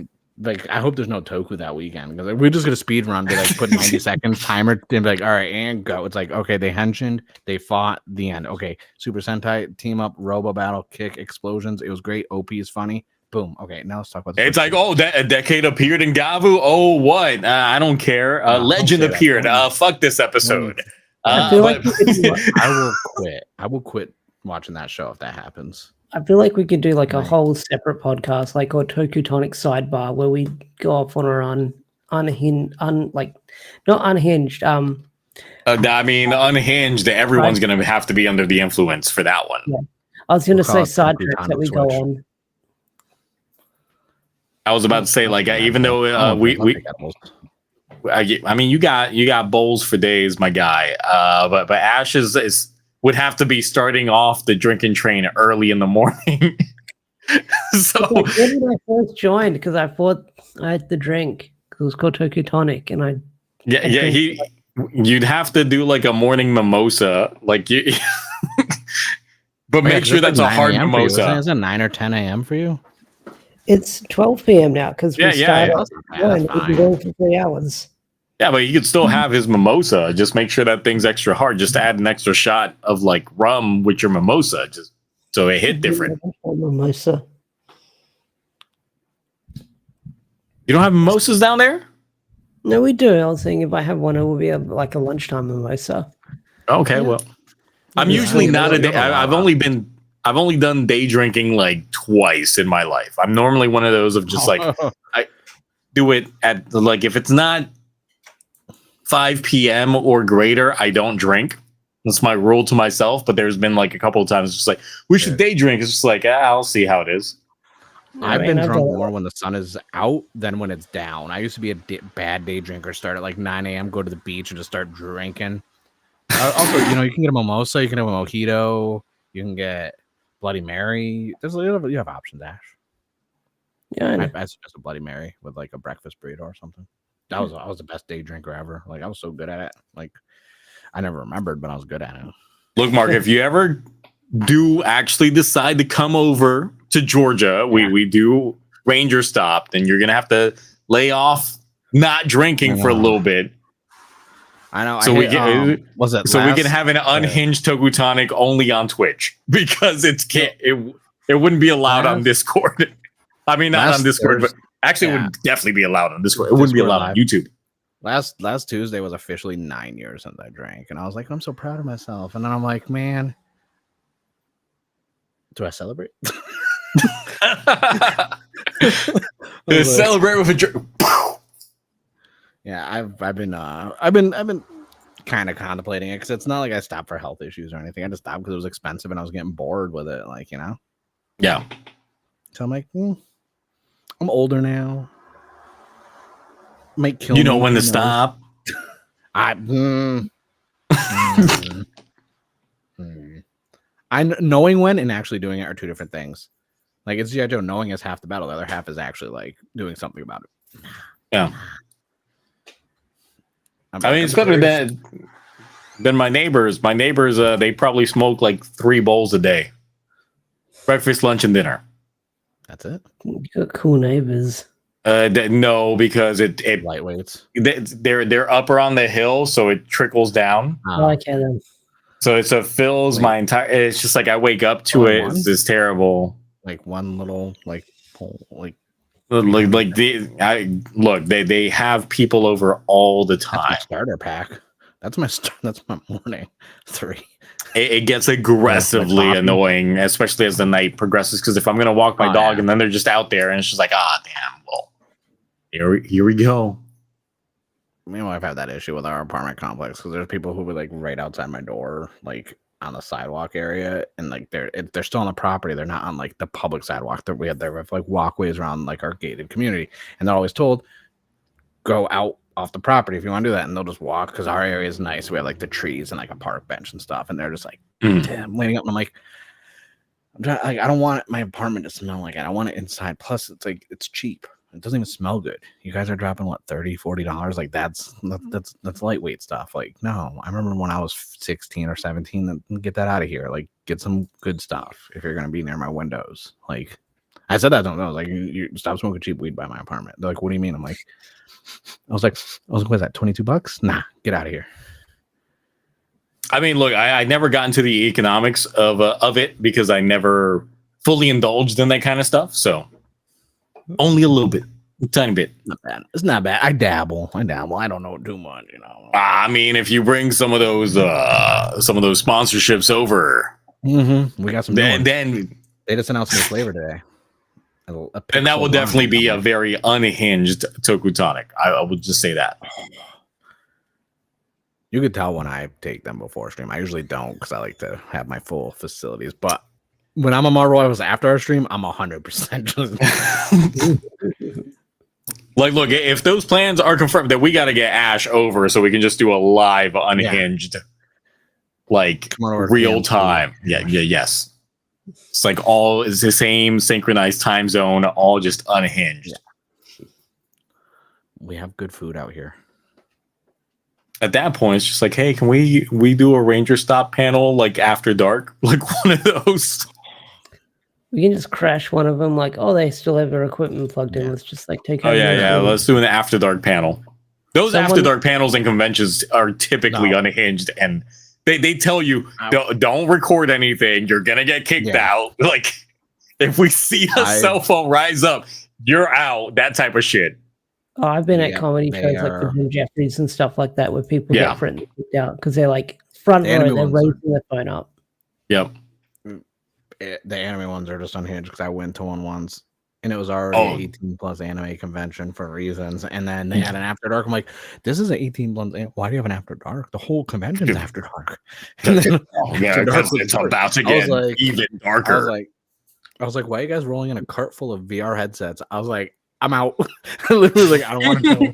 I still don't know. I still don't know what happened. I mean, those kind of panels, I also dip out after it gets to a certain point of like, I'm around other people. I don't know what these other people are about to do. So I'm about to catch a stray, like, a stray shot somewhere. like, nope. It's like, oh no.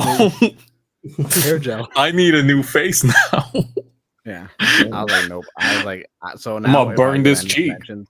If they have 18 plus after dark stuff, I'm like, nope. I'm going home. Being an adult, I don't want to be subjected to any of that. I think like the 118 plus panel I attended was like 10 plus years ago, and it was like Bryce Patton-Brook and Tiffany Grant, and it was like, will anime destroy or save the world?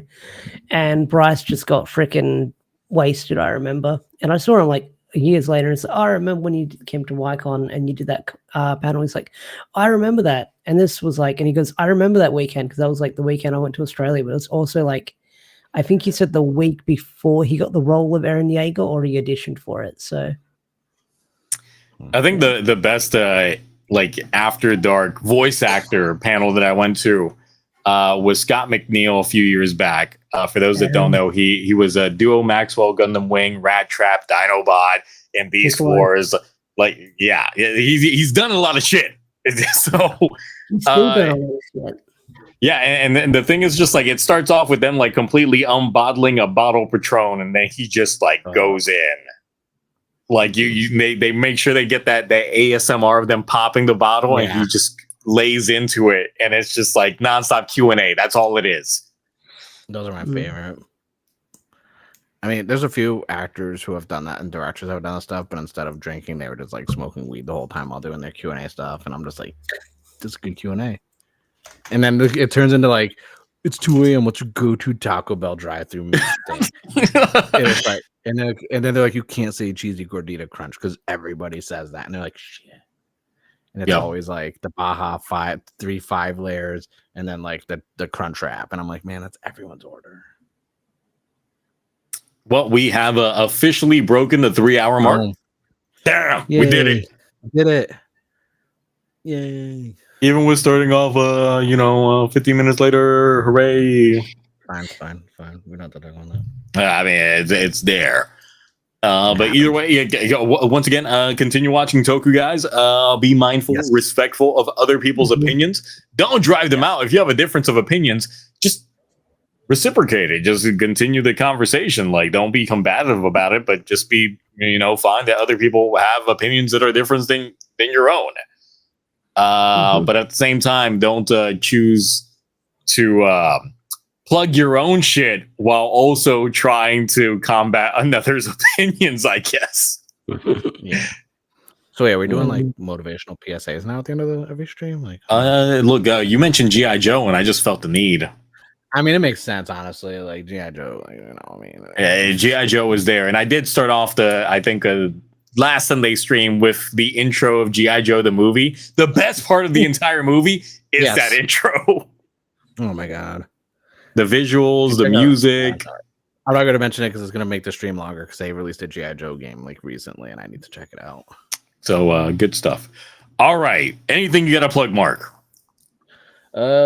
Name mark on the stuff. I got Sentai Ring short going up, and then I'm gonna be going over this bootleg VHS set from Ultraman Taro that my wife found, and she's like, Ooh. "Hey, I found this Ultraman Taro thing on VHS. It's like $20." I'm like, "Okay, get it." She's like, "Do you want to know what it is?" I'm like, "No." Like, it's actually like the volumes. It's episode 29 through 53, so I gotta find the other volumes of it. Now, is that just the slip sleeves for the VHSs, or is it like the Disney plastic, style?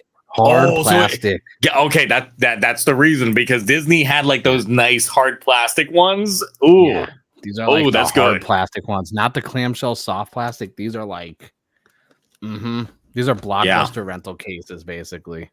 So, people who know VHSs, you know, the cases are important to keeping the quality consistent.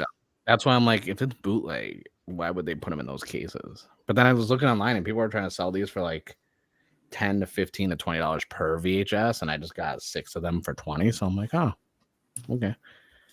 But it's also sealed. This is like a case that it's in is actually like sealed. It's not taped with tape. It's actually, they're sealed together, like factory sealed. So I don't know.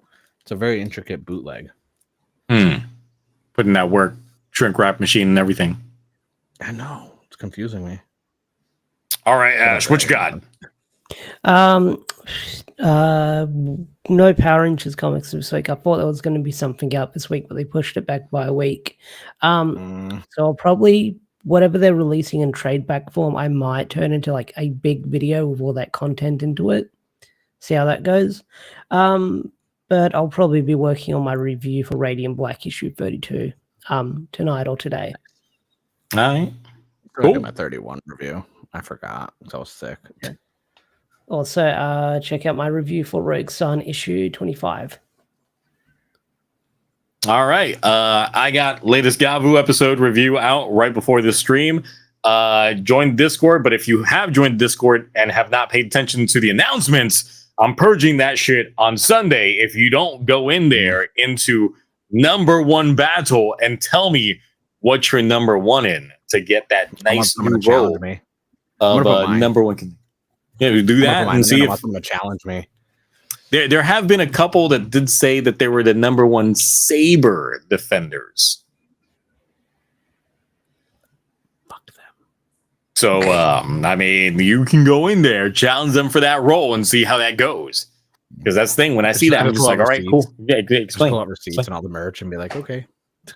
Explain all that. Yeah. Outside of that, yeah. Twitch is probably going to be a bloodbath tomorrow. Sunday is still up in the air because if Gotchard Graduations does drop with subs, since we don't have superhero time, it could be a Gotchard stream. In which case, I hope y'all are ready to get mad, depressed, upset, and yell at clouds. So not Cloudy. His computer blew up. Apparently, his power supply exploded. His power supply exploded like 2 days ago. What the hell? So he is the worst luck ever. Yeah. So anyway, cool. That's it. We'll catch you all next week with the no news and following up with whatever else happens. But outside of that, cool. Bye. Bye. Bye.